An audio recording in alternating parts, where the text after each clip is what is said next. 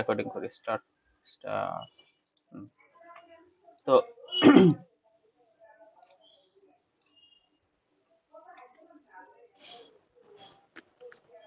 দেখা যায় স্ক্রিনটা এখন? জি ভাই দেখা যাচ্ছে। আচ্ছা, ভালো মতো খেয়াল করেন, হ্যাঁ।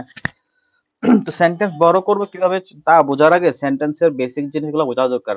তো সেন্টেন্সের বেসিক জিনিস হচ্ছে তিনটা, একটা হচ্ছে সাবজেক্ট, একটা হচ্ছে ভার্ব, একটা হচ্ছে অবজেক্ট।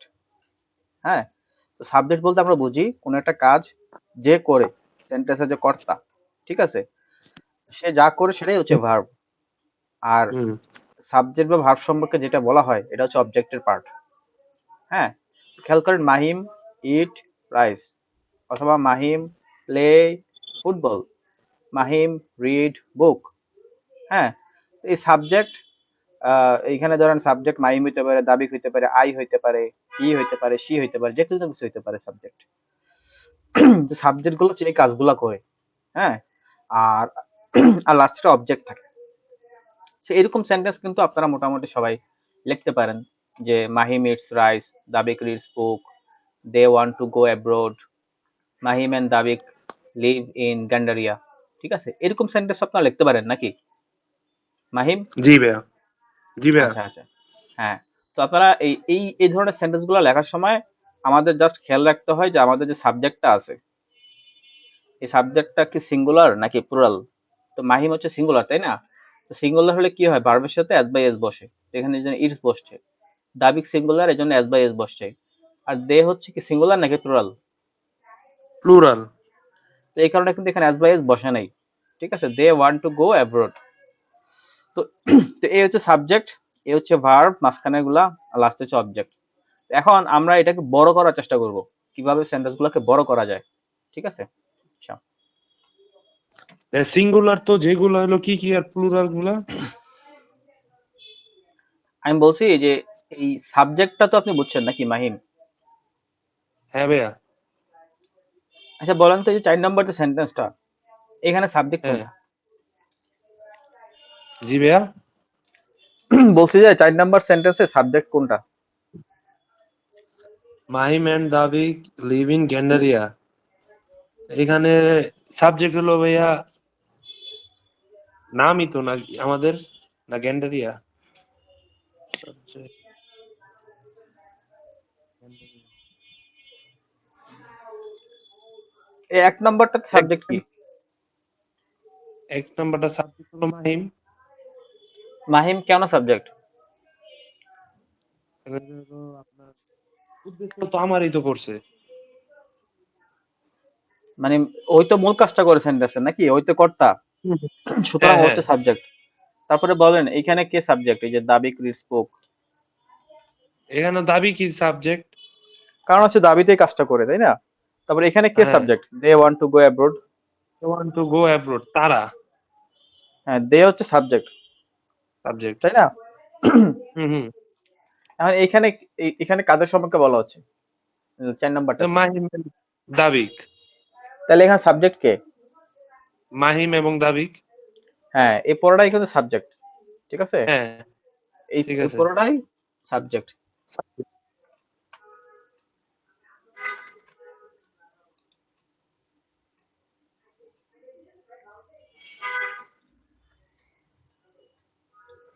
হ্যালো। শুনতেছি। তাহলে এই যে মাহিমিয়ান দাবিক পড়া হচ্ছে সাবজেক্ট, আর লিভ হচ্ছে ভার্ব। এই মহিবুল্লাহ বলেন তো ইন শব্দটা কি? ভিতরে। Very good, preposition. আর গ্যান্ডারিয়া এটার নাম কি? আমি ভাই, হ্যাঁ, ওই গ্যান্ডারে এটাকে আমরা কি বলি, মানে এটা ভাই পার্সোনাল অবজেক্ট বা আদার্স। অবজেক্ট। হ্যাঁ, এটাই হচ্ছে অবজেক্ট, এবং পাশাপাশি এটাকে আমরা নাউনও বলি, যেহেতু এটা জায়গার নাম। জি ভাই। আচ্ছা ঠিক আছে। তাহলে আমরা বেসিক সেন্টেন্স স্ট্রাকচারটা কিন্তু বুঝতে পারছি, তাই তো মাহিম? যে যারা কাজ করে, এই যে যারা কাজ করে তাদেরকে বলা হয় জি সাবজেক্ট। জি ভাই। যেই কাজটা করা হয় সেটা হচ্ছে ভার্ব, আর কাকে বা কি কাজ করা হচ্ছে সেটা হচ্ছে অবজেক্ট। ঠিক আছে, সো আপনি এই তিনটা হচ্ছে আপনার স্ক্রিন। গ্রামারের বেসিক। স্ক্রিন শেয়ার হচ্ছে না? না ভাইয়া।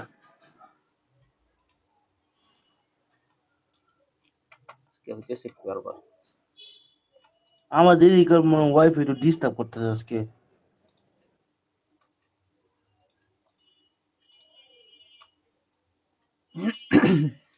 এখন দেখা যায়? জি ভাইয়া। হ্যাঁ, তো আবার রিপিট করি। তাহলে আমরা মাহিম শিখলাম কি? Subject, verb, object. এই ৩ টা হচ্ছে বেসিক। এবং আপনি হুম। যত সেন্টেন্স দেখেন সবগুলো আসলে এভাবেই লেখা হয়। তো হয় আপনি সাবজেক্টটারে বড় করবেন, অথবা হুম। অবজেক্টটারে বড় করবেন, অথবা ভার্বের হুম। সাপোর্টিং কোনো ওয়ার্ড লিখবেন। এভাবেই আসলে সেন্টেন্স বড় করা হয়। ঠিক আছে? তো আমরা বেসিকটাকে ক্লিয়ার রাখতে হবে যে সাবজেক্ট, ভার্ব, অবজেক্ট। আচ্ছা। আচ্ছা। মাহিম বলেন তো লাস্টের সেন্টেন্সটা কি হবে? সঠিক লাস্টের যে ৪ নাম্বারটা সোলটা করে দেওয়া আছে, হ্যাঁ? এটা সঠিক সেন্টেন্সটা কি হবে? She writes a letter. হ্যাঁ, ভেরি গুড। তাহলে এখানে কোনটা কি বলেন তো? এটা হলো সাবজেক্ট, রাইটসটা হলো ভার্ব, আর এ লেটার হলো অবজেক্ট। Very good. এটা মোটামুটি হয়ে গেছে। আচ্ছা।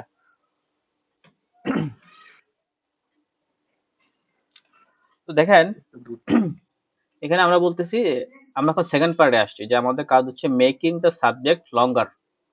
তো আমরা যদি সেন্টেন্স গুলোকে বড় করতে চাই, তাহলে আমাদের একটা কাজ করতে হবে, সাবজেক্ট গুলোকে একটু বড় বড় করে লিখতে হবে। এটা হচ্ছে কাজ।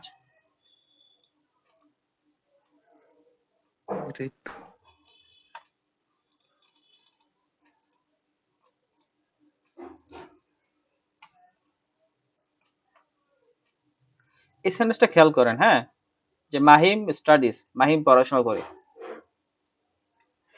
এখন এই একই সেন্টেন্সটা একটু লম্বা করে লেখা যায়। খেয়াল করেন, এই মাহিমের আগে আমি কি বসাইছি দেখেন, এই যে মাহিম স্টাডিজ এতটুকু ছিল, তাই না? তো এটার আগে বা পরে কিছু জিনিস বসানো হয়েছে দেখেন। A hard working student from Gandaria. তারপরে Mahim studies English everyday. So তাইলে এখানে আমরা মাহিমের একটা বৈশিষ্ট্য দিছি মাহিমের আগে, যে a hard working student from Gandaria. Mahim studies, Mahim পড়ে কি পড়ে? ইংলিশ পড়ে। কতটুকু পড়ে? প্রতিদিন পড়ে। ঠিক আছে? তাহলে আপনি খেয়াল করেন, এই মাহিম স্টাডিজ এটাকে আপনি যদি আহ, বড় করতে চান, তাহলে আপনি এভাবে চিন্তা করতে পারেন।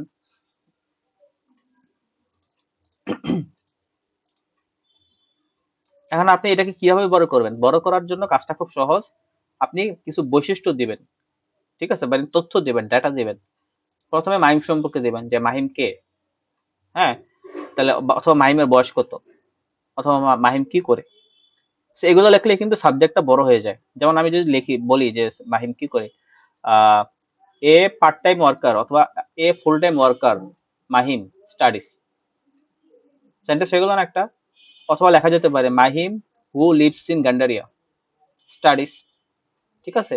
তাহলে আপনি কি এই জিনিসটা বুঝছেন যে সাবজেক্টটা যে বড় করা যায়? জি ভাইয়া।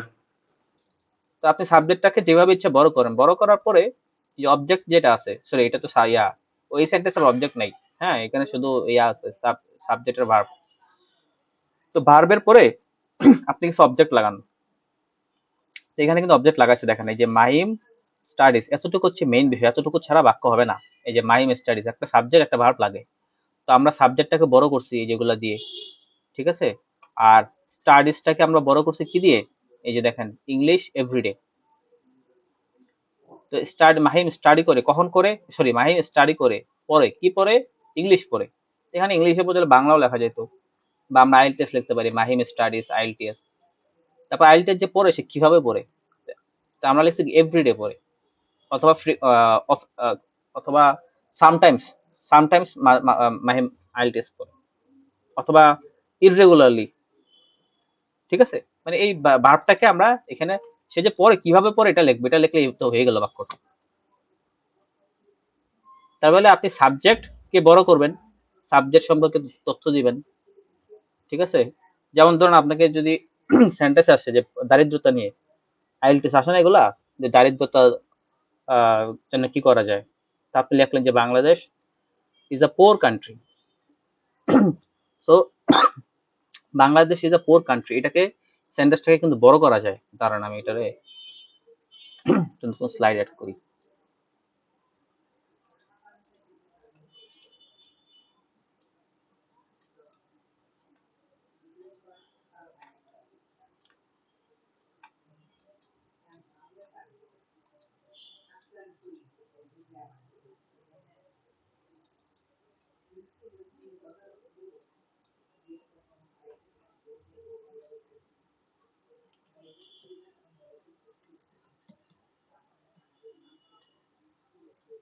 তো বসছে ভাই নির্দিষ্ট কিছু বলার কারণে না, হুম বুঝবো তো নির্দিষ্ট কোনো কিছু বলার ক্ষেত্রে। এখানে কি দেখা যাচ্ছে বলেন তো? Bangladesh is a poor country. ভাই আপনি তো এসএনএসটা তো লিখতে পারেন নাকি? জি ভাইয়া। ভেরি গুড, আচ্ছা দুইজনই পারেন। এখন এসএনএসটা বড় করা যায়, ঠিক আছে? তো এখন ধরেন এই আমরা প্রথমে বাংলাদেশ নিয়ে চিন্তা করি, হ্যাঁ, যে বাংলাদেশটাকে কিভাবে বড় করবেন। এখন আপনি চিন্তা করেন যে বাংলাদেশ সম্পর্কে কি কি বলা যায় আগে বা পরে। ধরেন বাংলাদেশের লোকেশনটাকে আমরা লিখতে পারি যে Bangladesh a country located in south east Asia. এটা লেখা যায় কিনা? ধরেন আমি দেখে দেখাই। A Southeast Asian country, Bangladesh.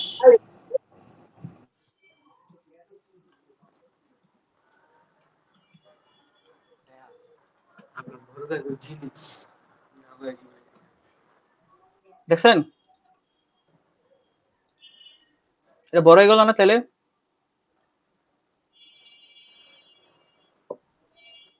অথবা আমি এভাবে লিখতে পারতাম যে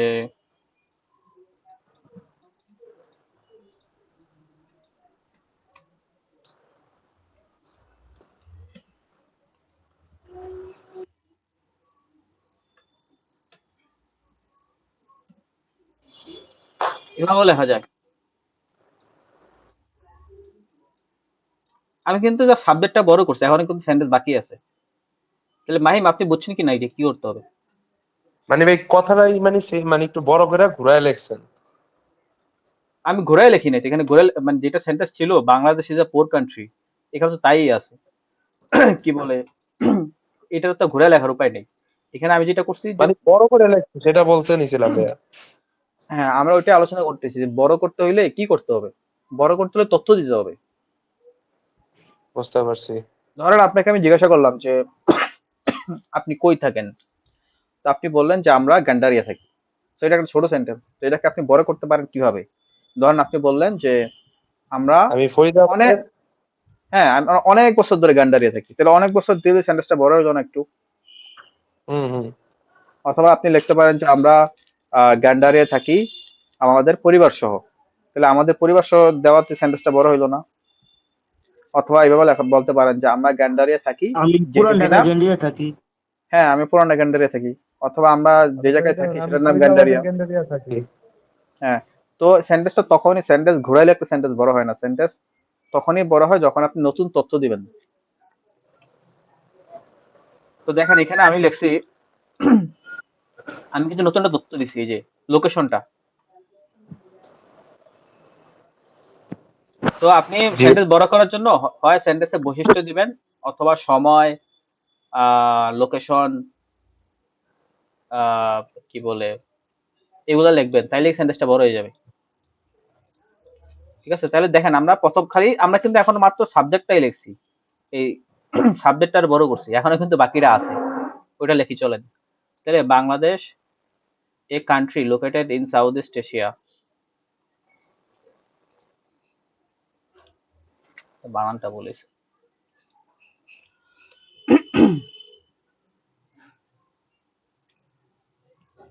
আচ্ছা, ইজ আ পোর কান্ট্রি,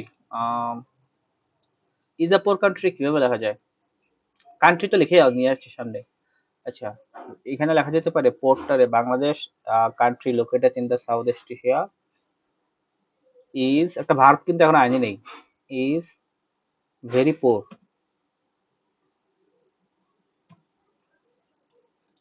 তাহলে সাবজেক্ট গেল, তারপর এখানে ভার্ব, আর পোরটার আগে জাস্ট একটা অ্যাডজেক্টিভ লাগাইছে যে কিরকম পোর, অনেক পোর। ঠিক আছে, তাহলে মাহিম এবং মহিবুল্লাহ আপনারা সেন্টেন্স বড় করার জন্য অ্যাডজেক্টিভ ইউজ করবেন, বৈশিষ্ট্য। যেমন কি বলে, পোর কিরকম পোর, অনেক পোর। অথবা হচ্ছে যে অ্যাডভার্ব ইউজ করবেন, মানে সময়, Is is known স্থান। for its poor people. হ্যাঁ, এটাও লেখা যায় যে is known for its poor people.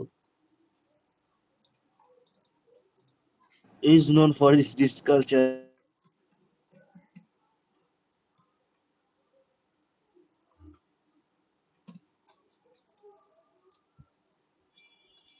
ঠিক আছে, এই যে এখন কিন্তু বাংলাদেশ থেকে বাংলাদেশের মানুষ অনেক ভিসা দিতে চায় না এইসব অবস্থার জন্য। তো তাহলে দেখেন কি লিখছি, ইজ নোন ফর পভার্টি। তাহলে আহ মাহিম আপনি জাস্ট চিন্তা করবেন যে এটাতে বড় করতে হলে আপনার তথ্য দিতে হবে। তথ্য দেওয়াটা কিন্তু কঠিন কিছু না, চিন্তা করলে তথ্য বের করে ফেলা যায়। তো এটা হচ্ছে আমাদের ফার্স্ট স্ট্র্যাটেজি, যে আপনি সাবজেক্টটাকে বড় করবেন। এই যে এই সাবজেক্ট ছিল, অথবা হচ্ছে যে যেটা অবজেক্ট, এটাকে বড় করবেন। ক্লিয়ার মাহিম? জি ভাইয়া। ভাইয়া ওই যে অনেক ক্ষেত্রে যে ভাই ইজ, দা, এন্ড এগুলা যে বসতেছে এগুলাতে পারি সবই, কিন্তু একটু ডিভাইড বইলা দিলে আবার একটু ভালোই তো। আচ্ছা, এই দা হচ্ছে আর্টিকেল, হ্যাঁ আর্টিকেলটা না পরে আসি, কারণ আর্টিকেল এই এখন আর্টিকেল বোঝাতে গেলে মনোযোগটা অন্য দিকে যাবে। বাট আর্টিকেল সহজ আচ্ছা জিনিস অনেক। আমি দা আচ্ছা ইজ এর কথা বলি। ইজ হচ্ছে ভার্ব। আমরা যেটা শুরুতে বলছি যে ভার্ব ছাড়া সেন্টেন্স হবে না। তো তো এখানে আমাদের সেন্টেন্সের ভার্বটা ছিল এখানে দেখেন, মেইন যে সেন্টেন্সটা, hmm, Bangladesh is a poor country. তো বাংলাদেশ এখানে ইজ বসছে, কারণ কি? কারণ বাংলাদেশ সিঙ্গুলার, একটাই তো দেশ নাকি? তো এর ভাইয়া, জন্য ইজ বসছে, এবং প্রেজেন্ট টেন্স হলে ইজ আর বসে। তো এখানে আমরা এই কি বলে, যেহেতু সাবজেক্টটা বড় করছি, তো আগে সাবজেক্টটা বসছে তারপরে ইজ বসছে, এই আর কি। বুঝতে পারছি। এখন যেহেতু আপনি বুঝছেন, তাহলে আপনার কাজ হবে এরকম লিখতে থাকা। আপনি যখন লিখতে থাকবেন প্রথম দিকে টুকটাক ভুল হবে, এরপর দেখবেন যে আস্তে আস্তে আপনি মাশাআল্লাহ বড় সেন্টেন্স লিখতে পারবেন। এই বড় সেন্টেন্স লেখা এটা কোনো ব্যাপারই না। তাহলে এটা হচ্ছে মাত্র একটা উপায়। হ্যাঁ, যে সেন্টেন্স বড় করা, আরো উপায় আছে, তা আমরা আসতেছি সামনে।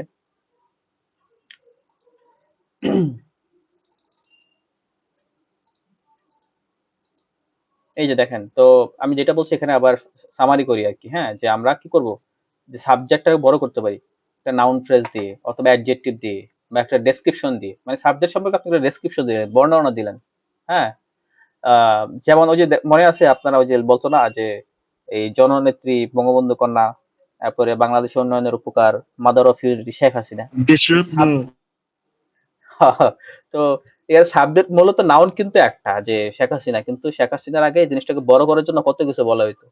তো এই ব্যাপারটা এরকম, আপনি এখানে এই কাজই করবেন। আপনি এই ডেসক্রিপশন খালি অ্যাড করতে থাকবেন, তাহলে জিনিসটা বড় হবে। তারপর লোকেশন দিতে পারেন, যে একটা সাবজেক্ট কোথায় অবস্থিত, বা এটা ব্যাকগ্রাউন্ড কি।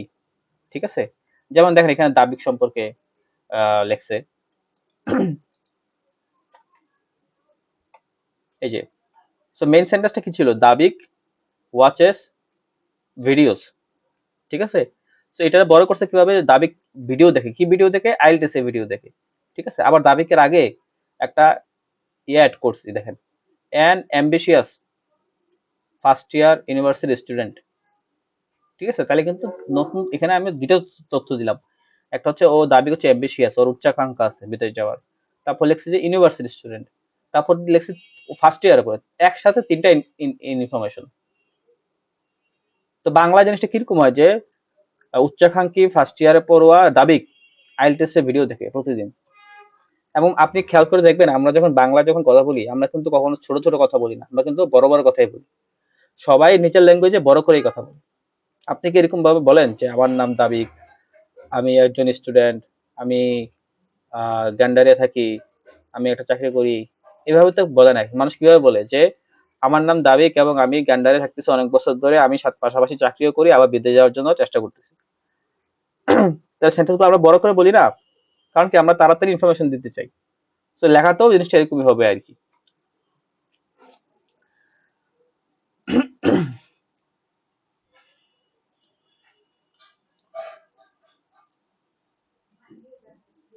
এখানে আরো এক্সাম্পল আছে।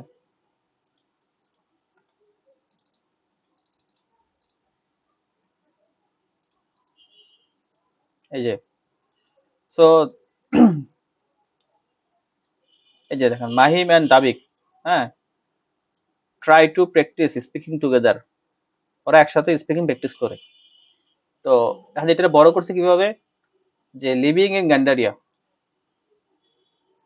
Mahim and Dabik try to practise speaking together. So এখন আপনি ওদের সম্পর্কে এখানে যা বসান, যে কোনো তথ্য দিলে সেন্টেন্সটা বড় হয়ে যাবে।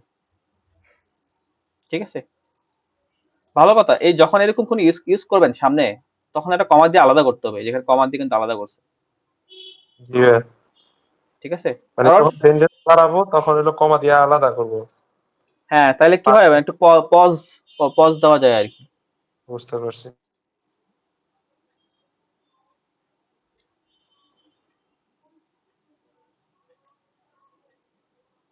আচ্ছা, এখন আপনাদের প্র্যাকটিস।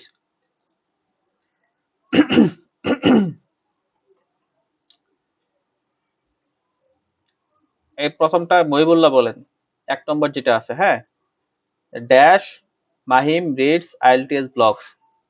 তাহলে এখন এটাকে বড় করার জন্য এখানে কি দিতে পারেন Mohibullah? Uh, anticipated second year student of renowned university, Mahim reads ice blocks. Very good.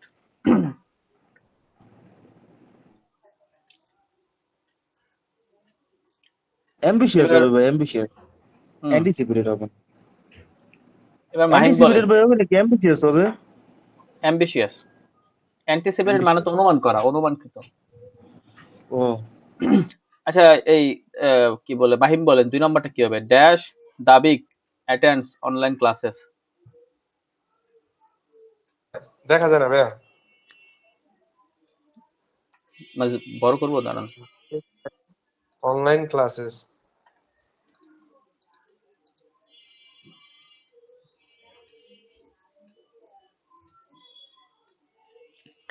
2 নম্বরটা বলেন। এখানে দাবি সম্পর্কে একটা তথ্য দেন, তাইলেই হয়ে যাবে এই যে জায়গায় শূন্যস্থান। দাবি কিন্তু দাবি সম্পর্কে আপনি কি জানেন বলেন। দাবি very good man and his তাহলে লিখি a good man good person, Dabik. Good person শেষ। ইজ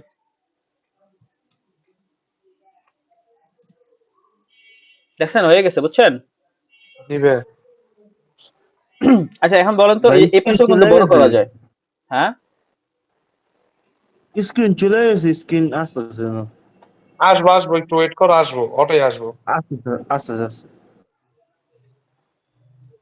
না, আমার এখানে কিন্তু আ- এই আসতে লেফটের ভাই, আসতে বাটনটা ভাই, আসতে। ঠিক হচ্ছে। ভাইয়া কি হয়, ছাইড়া দেয়, ছাইড়া দেয়। তাহলে এটা নেটের সমস্যা, আপনাদের নেটের। আমার নেট এখানে ঠিক আছে। জি ভাই, আমাদের এখানে একটু সমস্যা করতেছে। আচ্ছা, তাহলে এই দাবিক, আপনি চাইলে এখানে একটা বসাইছেন, তাই তো? A good person Dabik, sorry Mahim, a good person Dabik attends online classes. আচ্ছা, বলেন তো এই পাশে বড় করা যায় কিনা, এই যে এইটার পরে আর কি বড় করা যায়? আরো বড় করা যায়। বলেন, ভেরি গুড, বলেন কিভাবে বড় করা যায়। হি ডেইলি অ্যাটেন্ড অনলাইন ক্লাস, তাহলে লিখলাম daily daily. Practice, daily practice English class. হ্যাঁ, লিখতে পারি যেমন টু প্র্যাকটিস।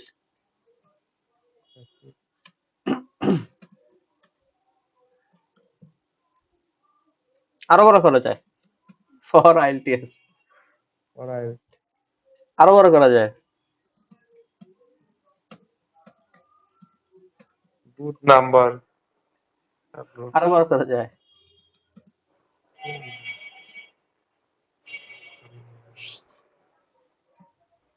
আপনি যত তথ্য দিবেন, সেন্টেন্স তত তত বড় বড় হবে। হবে।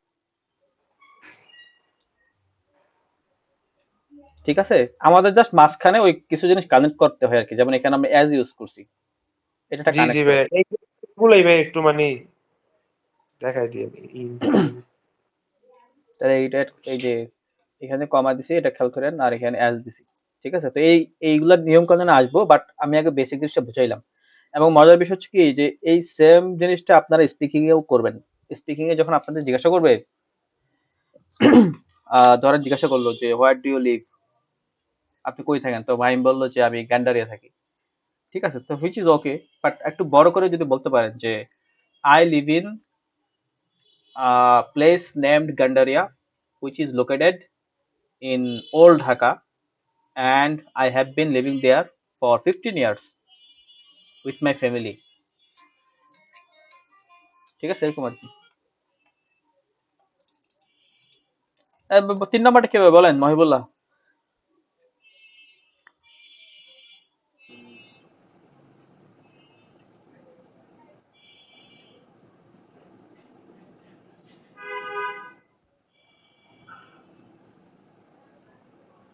For preparing IELTS exam, they visit British Council Library. Hmm For preparing IELTS exam, they visit British Council Library.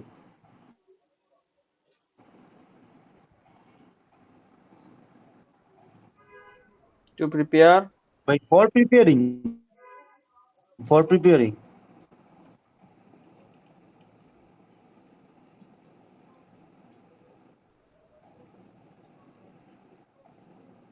আচ্ছা for হয়েছে, preparing their upcoming IELTS exam.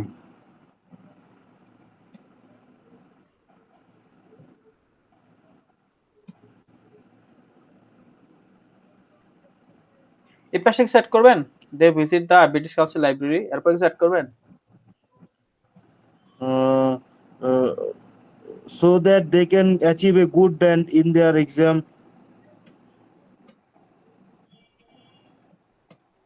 and their study abroad dream can be became true.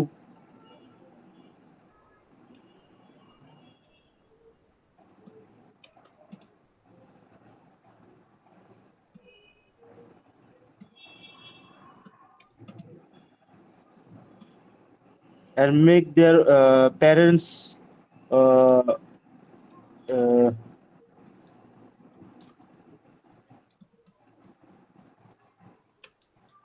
happy on them, proud on them, hmm and having a good future in abroad. আচ্ছা, আর জায়গা নাই, একটু clear হবে। ঠিক আছে, তো আচ্ছা জি। এখন এরকম বড় সেন্টেন্সে সব লিখতে হবে তা না। হ্যাঁ, আপনি ধরেন যে 250টা শব্দ যদি লিখতে হয়, তার মানে ধরেন যে আহ হয়তো 25 থেকে 40টা সেন্টেন্স আপনাকে লিখতে হইতে পারে আনুমানিক। তো এর মধ্যে 5-6টা এরকম বড় বড় সেন্টেন্স লিখলেই এক হবে। একটা লাইনে হ্যাঁ, এক একটা লাইনে 20 থেকে 24টা ওয়ার্ড। না না, আমি এটা বলি নাই, আমি বলছি যে টোটাল তো 250 শব্দ লিখতে হয় টাস্ক হ্যাঁ টুতে। হ্যাঁ, তো মাহিবুল্লাহ 250 শব্দ একটা দিয়ে 250 ওয়ার্ড লেখা ফেলবো এক লাইন দিয়ে। এরকম লিখতে পারলে তো ভালো, যারা এরকম লিখতে পারে এদের তো ভালো। সেইটা কঠিন কিছু না, আপনি যদি চেষ্টা করেন, আমার ইনশাল্লাহ মতো বিশ্বাস ইনশাল্লাহ। করেন মাহিম, আপনি চেষ্টা করলে এই ধরেন আজকে আপনি হয়তো 2-3টে শব্দ এড করতে পারতেছেন, কালকে দেখবেন যে আরো এড করতে পারেন, কালকে আরো এড করতে পারবেন। এইভাবে এড করতে মাইন্ড করতে ব্যাগে দেখবেন তো যে অনেক আমার কিছু করা যায়। একদিনেরই না, আমি মনে করো প্র্যাকটিস করতে করতে গেছি, তুমি মনে করো প্র্যাকটিস করতে করতে ইনশাল্লাহ তোমার হইব এরা ভাই। একদিনেরই না, বুঝো নাই, আস্তে আস্তে প্র্যাকটিস করতে ইনশাল্লাহ হয়ে যাবো। ইনশাল্লাহ ভাইয়া। ঠিক আছে, তাহলে আমরা তো এটা বুঝে ফেললাম মোটামুটি, মাসাল্লাহ। তো এই যেখানে দেখেন আমি স্পিকিং এর জন্য সেট করছি। তো আপনাকে জিজ্ঞাসা করলো যে আপনি কোথায় পড়াশোনা করেন, ঠিক আছে, তো এটার সাথে বড় আপনি অ্যাড করে দিবেন, এই আইটারে একটু বড় করবেন আর কি, যে as a university student preparing for IELTS, I study at home, তারপর ইন দ্য ইভিনিং। ঠিক আছে, এই সময়, সময়, প্লেস, ম্যানার, এগুলো সবসময় যোগ করে দিবেন, তখন টিচার বোঝে যে আপনি সেন্টেন্স বড় করতে পারেন।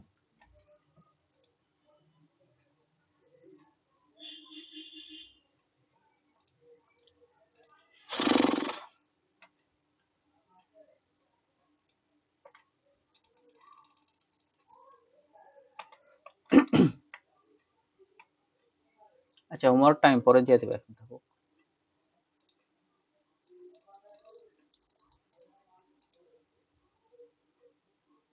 দেখেন আমি যেটা বলছি সেটা আরেকটু এখানে বড় করছি, যে বড় করার জন্য আপনি ইয়েস করতে পারেন।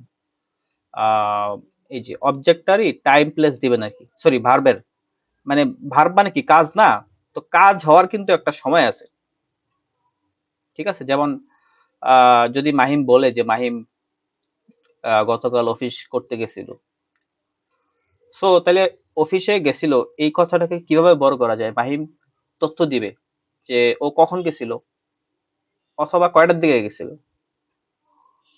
Think like a police or journalist, মানে ধরেন আপনাকে যদি পুলিশ ইনভেস্টিগেট করে জিজ্ঞাসা করবে যে আপনি কখন গেছিলেন, কোথায় গেছিলেন, কার সাথে গেছিলেন, কি করতে গেছিলেন, তো এগুলো এখানে অ্যাড করে দেবেন খালি, যে যে Mahim went to his office to do work to get salary, অথবা in the evening, অথবা with his friend, অথবা with his colleague। ঠিক আছে, এই আর কি, যে একটা টাইম প্লেস সেট করে দিবেন তাইলেই হবে।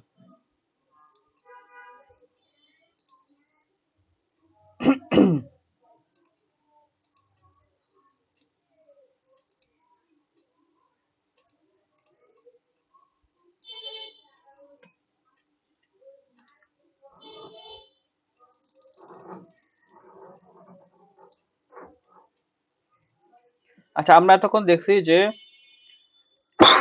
সাবজেক্ট কিভাবে বড় করা যায়। হ্যাঁ, এবার একটু অবজেক্টটা দেখি। স্ক্রিন দেখা যায়? জি ভাই। ওকে, ফাইন। খেয়াল করেন, এতক্ষণ আমরা সাবজেক্টটা বড় করছি, এবার হচ্ছে প্রিপোজিশন। আচ্ছা মাহিম, আপনি কি প্রিপোজিশনের সাথে মোটামুটি পরিচিত? ভাইয়া পারি আমি সবই, কিন্তু ভাইয়া সবই আমার ভাইয়া না পড়তে পড়তে দেখছি যে ভুলে গেছি ভাই। আপনার কাছে আবার ইন্টারমিডিয়েটের রিভাইজ বইটা করে আছে আবার এইচএসসি পড়বো। বা এসএসসি? আছে ভাইয়া, ওইগুলো অনেক মানে স্টোর রুমে উঠে রাখছি তো, উঠা হইতাছে না, ওইটা নামাই নিব না আমি। আচ্ছা, আপনি দেখবেন ওই যে সাধারণত নবোদয় অথবা হচ্ছে অ্যাডভান্স স্টুডেন্টরা পড়ে, তো একটু ওই বইটা একটু নামাই নেবেন কষ্ট করে, হ্যাঁ, কারণ ওই আহ, ভাইয়া আমাদের এখানে অনলাইনে যে বইগুলো দেওয়া না, বিদেশি বই, এগুলা পড়লে বোঝা খুব কঠিন হয়ে যাবে। তা আপনি এই আমাদের দেশে যেগুলো, এগুলো পড়লে এগুলো বুঝতে ইজি হয়। বিশেষ করে যে অ্যাডভান্স যে বইটা চৌধুরী হোসেনের, তো ওখান থেকে একটু প্রিপোজিশনটা একটু দেখবেন। ঠিক আছে, তাও প্রিপোজিশনটা আমি বলি। প্রিপোজিশন হচ্ছে, খেয়াল করেন, প্রিপোজিশন এটা যদি ভাঙি আমি, তাহলে কি হয়? পজিশন, পজিশন তার আগে প্রি, অর্থাৎ কারো আগে একটা পজিশন, তাই না? তো প্রিপোজিশন মানে কারোর আগে পজিশন। বলেন তো মই, বললে প্রিপোজিশন কার আগে বসে? অবজেক্ট আগে মনে হয় ভাই। প্রিপোজিশন বসে হচ্ছে সবসময় নাউন বা প্রনাউনের আগে। ও ঠিক আছে, তো যেমন দেখেন এখানে, দাবিক প্র্যাকটিস স্পিকিং, এই যে উইথ, সো উইথ বসছে কার আগে? হিসের আগে। তো হিস একটা প্রনাউন না? হিস তো জি একটা ভাই। প্রনাউন, নামের বদলে বসছে। তো এটা হচ্ছে প্রিপোজিশন আর কি। সো প্রিপোজিশন দিয়ে আমরা সাধারণত কানেক্ট করি নাউনটাকে সেন্টেন্সের অন্য অংশের সাথে আর কি। তো এখানে কিছু প্রিপোজিশন আছে, who, where, why, with home, আরো আছে অন, টু। তবে উইথটা বেশি ইউজ হয়, উইথ আর হাউ।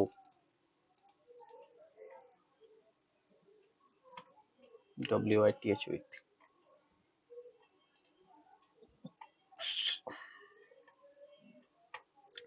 সো এটাকে বড় করছে কিভাবে, যে মাহিম রাইটস এসে, সে সেন্টেন্সটা কিন্তু এতটুকুই ছিল, হ্যাঁ।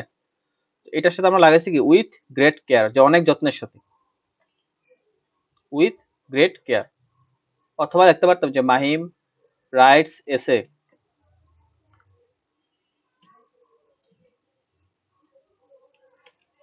টু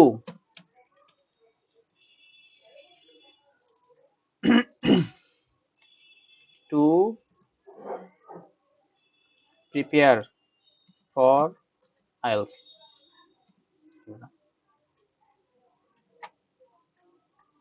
বুঝছেন মাহিম? ভাইয়া টুটা কেন হয়েছে প্রিপেয়ারের আগে? কারণ হলো টু দিয়ে উদ্দেশ্য বোঝায়,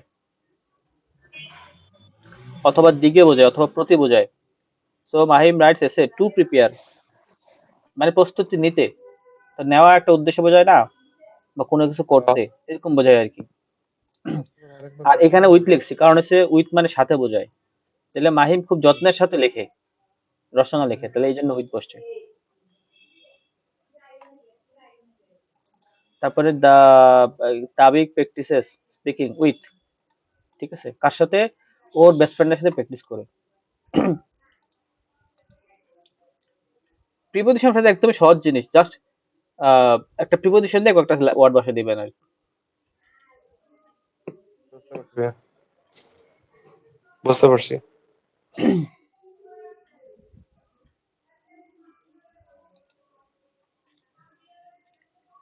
আচ্ছা, পার্টিসিপল ফ্রেজ এটা খুবই গুরুত্বপূর্ণ জিনিস।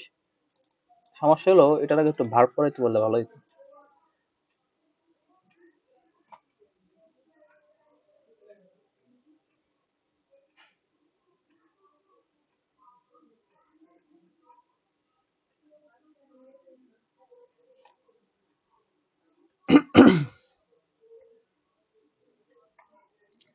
আচ্ছা মহিবুল, আপনি কি পার্টিসিপল চিনেন?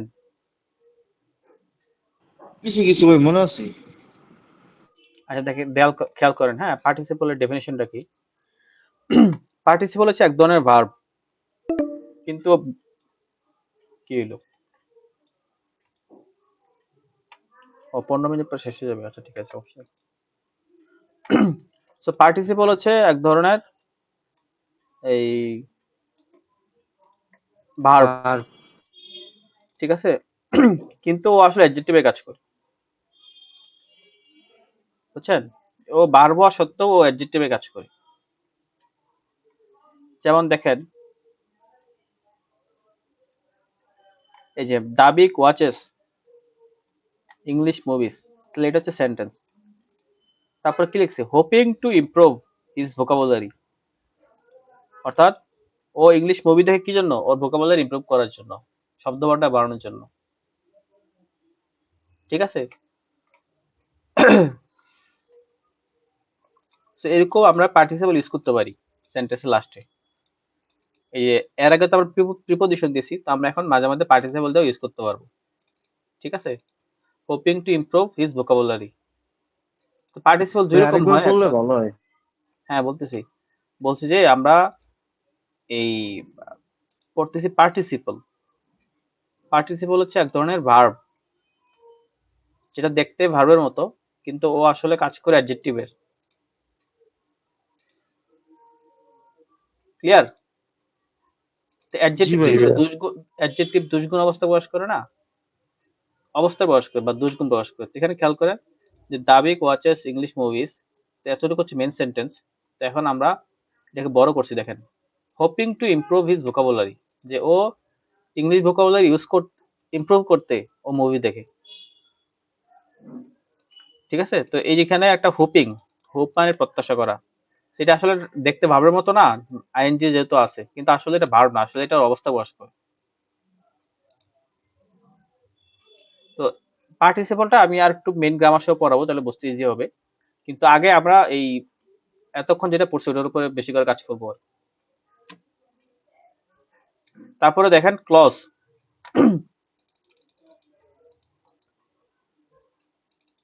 আচ্ছা মহিবুল্লাহ, ক্লজ কি জানা আছে কিনা? জি ভাই, এই সাবজেক্ট তো ভারসাম্য একটা অতিরিক্ত তথ্য প্রদান করে। না না, ক্লজ ওইটা না। ক্লজ হচ্ছে যে একটা সেন্টেন্সের দুইটা বা তিনটা অংশ থাকে, ঠিক আছে। এই যে বাংলা এটাকে বলা হচ্ছে যে, আপনারা পড়ছে জানেন যে বাক্যাংশ বলে আর কি এটাকে। দেখি, বুঝতে পারছি ভাইয়া।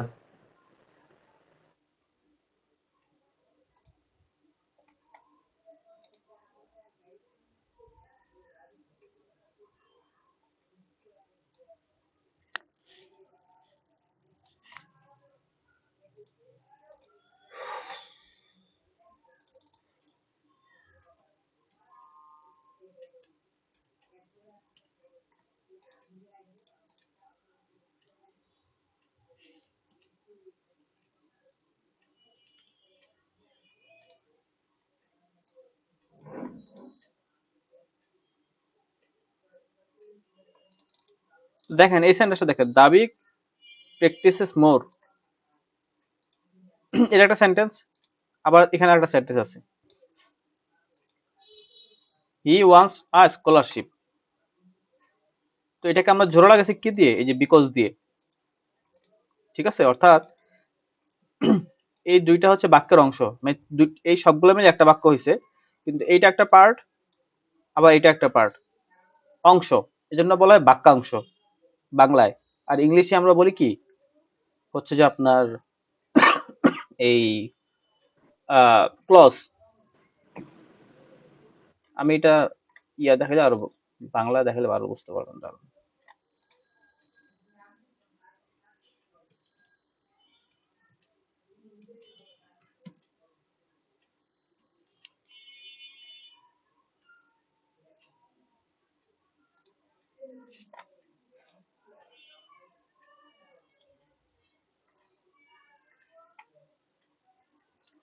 তো দেখেন বাংলায় বাক্যের গঠনটা 3 রকম হয়, সরল, যৌগিক, জটিল।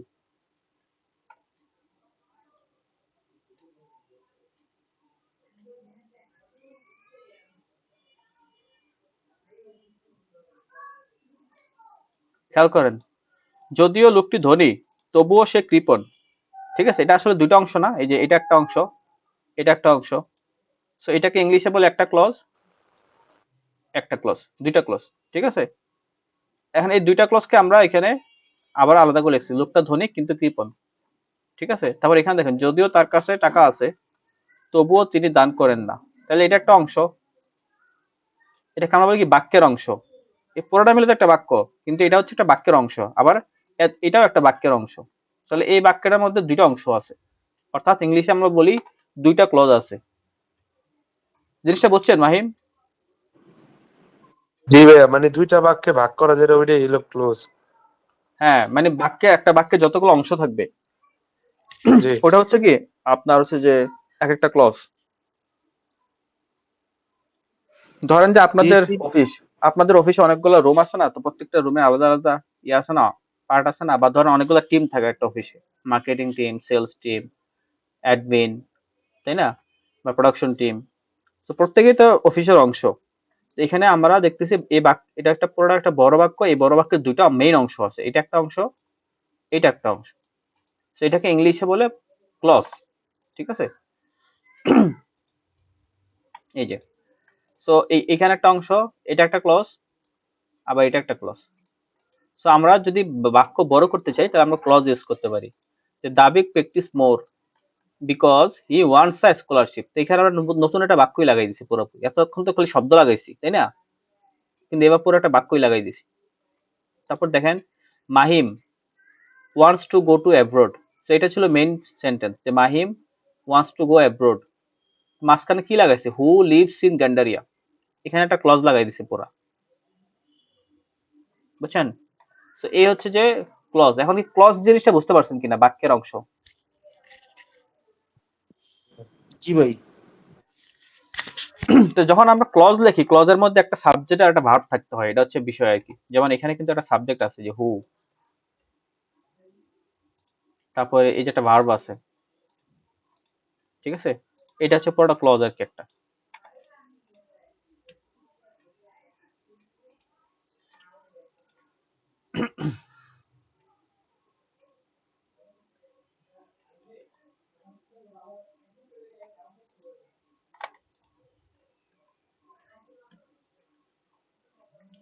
এটা টিফানাসটা কই রাখলাম,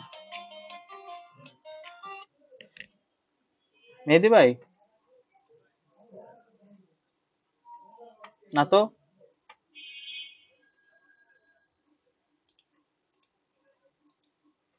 অ্যাড,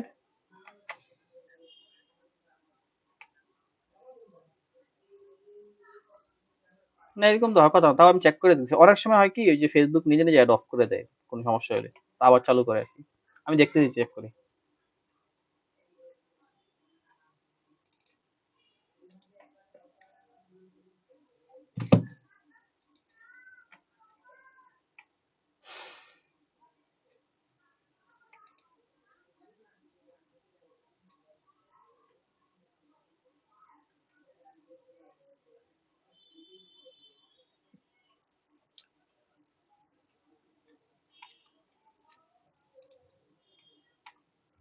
এবার খেয়াল করেন, ক্লজ 3 রকম হয়। হ্যাঁ, একটা হচ্ছে ইন্ডিপেন্ডেন্ট ক্লজ, একটা পার্টিসিপাল, ধরু একটা ইন্ডিপেন্ডেন্ট ক্লজ, একটা হচ্ছে যে কোঅর্ডিনেটেড ক্লজ, হ্যাঁ, আর একটা হচ্ছে ডিপেন্ডেন্ট ক্লজ।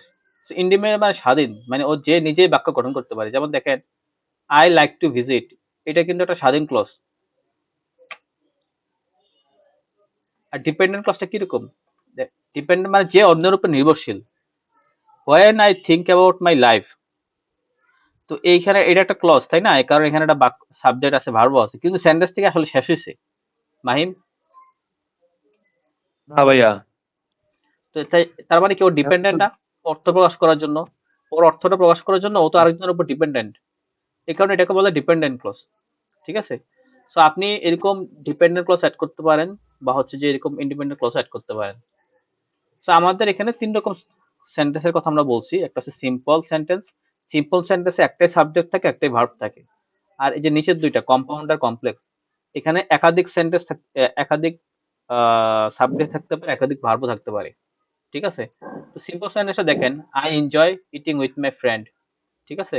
এখানে একটাই সাবজেক্ট আছে, আবার একটাই ভার্ব আছে, enjoy.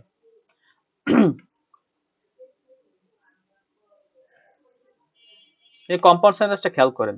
Compound sentence contain two independent clauses join together, অর্থাৎ দুইটা মিলে একটা কম্পাউন্ড সেন্টেন্স হয় আর কি। যেমন দেখেন, আওয়ার কার ব্রোক ডাউন, আমাদের গাড়ি নষ্ট হয়ে গেছিল। So we took a taxi home. তো এখানে কিন্তু দুইটা আলাদা সেন্টেন্স ছিল, দুইটাকে আমরা একটা সো দিয়ে অ্যাড করছি। সো এটা হচ্ছে কম্পাউন্ড সেন্টেন্স আর কি। জিনিসটা বুঝছেন মাহিম? এখানে এখানে দুইটা সেন্টেন্স আছে, দুইটা ক্লজ আছে, এবং দুইটা কেন ক্লোজ? কারণ দুইটারই সাবজেক্ট আছে, ভার্ব আছে। যেমন এইটা খেয়াল করেন, এতটুকু এখানে আওয়ার হচ্ছে সাবজেক্ট আর ব্রোক হচ্ছে ভার্ব। আবার এখানে খেয়াল করেন, উই হচ্ছে সাবজেক্ট, টুক হচ্ছে verb. Our car broke down, so we took a taxi home. ঠিক আছে? এটা হচ্ছে কম্পাউন্ড সেন্টেন্স। এইভাবে আমরা সেন্টেন্স গুলোকে বড় করতে পারি আর কি।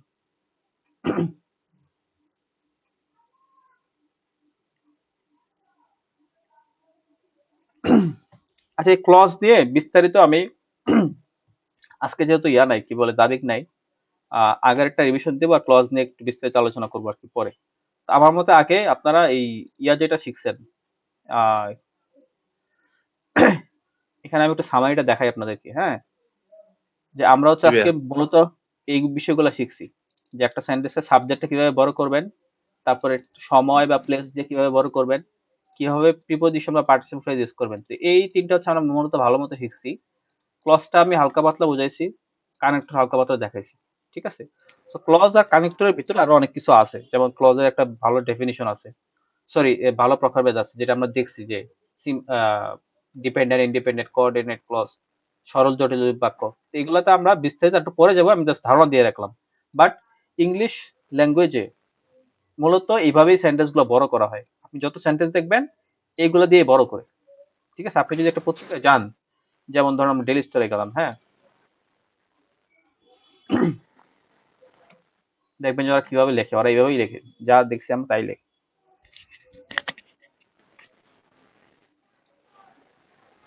এই সেন্টেন্সটা খেয়াল করেন,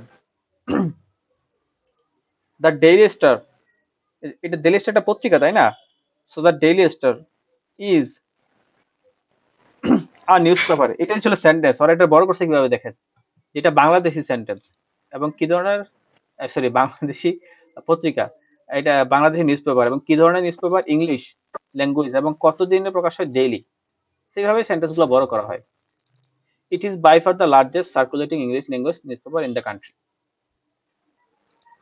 আপনি জি যত ভাই। সেন্টেন্স দেখবেন সবগুলো এই আমি যে 6টা নিয়ম দেখাইছি, আহ ওইগুলো 5টা এটার মধ্যে পড়বে।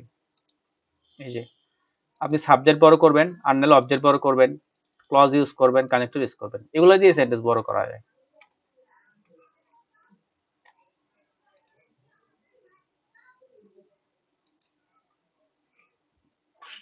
লোড হইতে টাইম লাগতেছে কেন?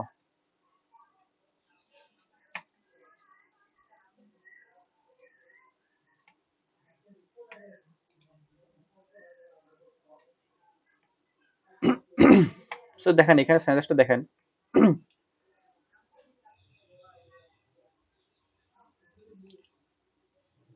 এই প্রথম সেন্টেন্সটা দেখা যায় যেটা বোল্ড করছি।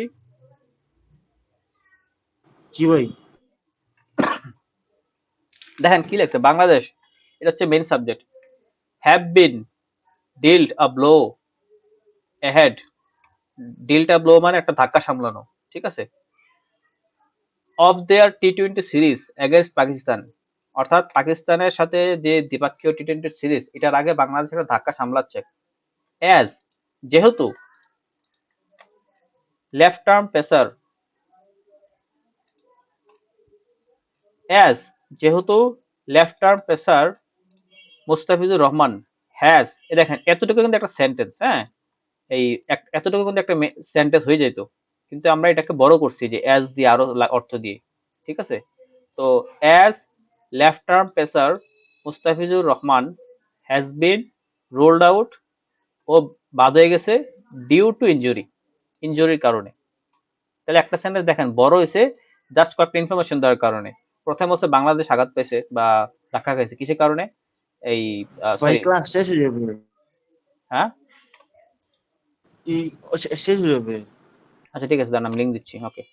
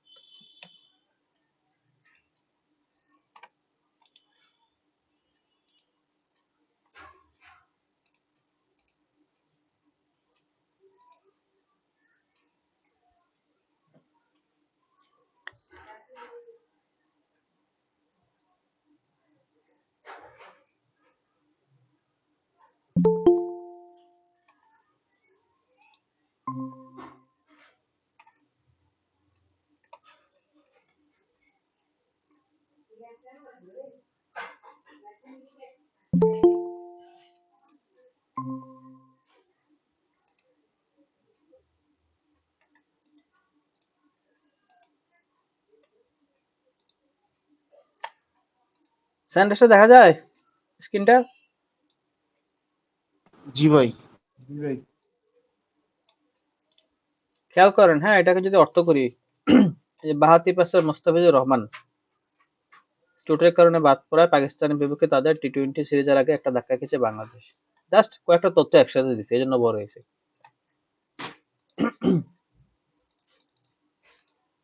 দ্য এক্সপেরিয়েন্সড সিমার অর্থাৎ অভিজ্ঞ এই পেসার সাস্টেইনড আ ক্লিপ ফ্র্যাকচার। ফ্র্যাকচার মানে হচ্ছে যে এই হাড্ডিতে চির ধরছে আর কি। টু হিজ লেফট থাম অর্থাৎ বাম আঙ্গুলে during his final Indian premier league IPL match Saturday. ঠিক আছে, তাহলে এইটা হচ্ছে সাবজেক্ট এতটুকু, এটা হচ্ছে মেইন ভার্ব। তারপর বাকিটা খালি তথ্য দিয়ে বড় করছে যে একটা ফ্র্যাকচার হয়েছে, কোথায় হয়েছে, হাতে আঙ্গুলে হয়েছে, কখন হয়েছে, ডিউরিং হিজ ফাইনাল, এবং কখন, স্যাটারডে। দেখছেন, জাস্ট লোকেশন, টাইম এগুলো দিয়ে বড় করছে সেন্টেন্স গুলো। তারপরে national team physio Delwar Hossain, এই বিজ্ঞাপনের জ্বালায়। National team physio Delwar Hossain confirmed the extent of the injury, stating Mustafiz suffered a clip fracture on his left thumb while playing last match of the Indian Premier League yesterday. ঠিক আছে, এইভাবে sentence গুলো বড় করা যায়। তো দেখতে মনে বড় বড়, আসলে কিন্তু বোঝাটা আহামরি কঠিন কিছু না। তাহলে আমি একটা কাজ করব, হ্যাঁ, এই আহ, এখানে এই তিনটার উপরে আমি একটা হোমওয়ার্ক দিয়ে দিব, আপনারা কিছু সেন্টেন্স দিয়ে দেবে, ওগুলা খালি লিখবেন বাসায়, তাহলে এটা ভালো ঠিক মতো আছে বুঝতে ভাইয়া, আচ্ছা পারবেন। ভাই। তারপর হচ্ছে ক্লজার কানেক্টর আমরা লিখবো, তাহলে আমাদের মোটামুটি সেন্টেন্সের ঝামেলাটা শেষ। ঠিক আছে। তারপরে আমরা অ্যাডভান্স কিছু রুলসে যাব, এই যে অ্যাক্টিভ প্যাসিভ, তারপরে যাব হচ্ছে কন্ডিশন আছে, কন্ডিশনাল, ওই যে ইফ ক্লজ, পাঞ্চুয়েশন, এগুলোই। তাহলে আজকে মোটামুটি রাইটিং এর জন্য এবং স্পিকিং এর জন্য আজকে যেটা দেখালাম গ্রামার, এটা would be useful for both writing and for speaking। ঠিক আছে, এটা খুব ভালো মতো মন দিয়ে প্র্যাকটিস করতে হবে। আমি পিপিটিটা দিয়ে দেবো, সো প্র্যাকটিস করবেন। অ্যান্ড আমি অ্যাগেইন বলতেছি যে প্রতিদিন একটা নির্দিষ্ট টাইম আপনারা এই 2 ঘন্টা 3 ঘন্টা হচ্ছে পরীক্ষার পেছনে দিতে হবে, মানে ক্যামব্রিজ ধরে ধরে করবেন। এবং ভাইয়া করার 11 থেকে শুরু করি নাকি 19 থেকে শুরু করতে হবে?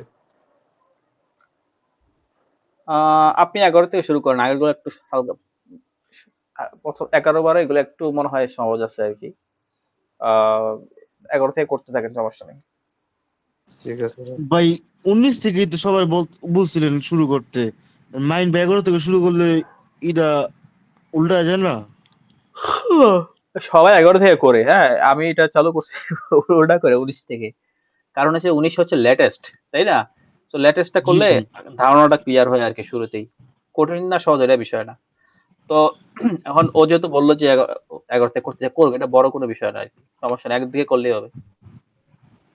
না ভাই, যদি একসাথে করতো মনে করেন তাহলে এই যে আমাদের এই যে সমস্যাগুলো হইতো, তা আপনি ধরে ধরে একসাথে সলভ করে দিতে পারতেন, এই জন্য বললাম। ও তাহলে এটা একটা যুক্তিসম্পন্ন কথা। ঠিক আছে মাহিম, আপনি তাহলে লাস্ট থেকে শুরু করবেন, একদম 19 থেকে। ঠিক আছে ভাইয়া। আচ্ছা, আমরা আজকে প্রথম একটু রিডিং টাচ দিব।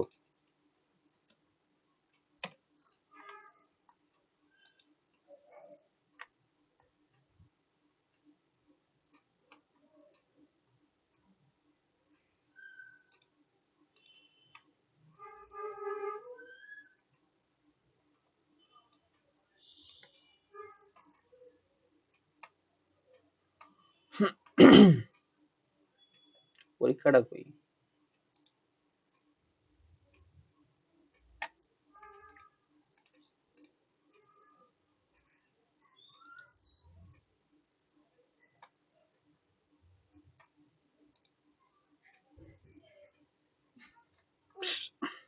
আচ্ছা মাহিম এবং মহিবুল্লাহ, হ্যাঁ, আপনারা তো পেপারে দেখছেন, দুঃখিত, বইয়ের মধ্যে দেখছেন যে রিডিং টেস্ট কিরকম হয়।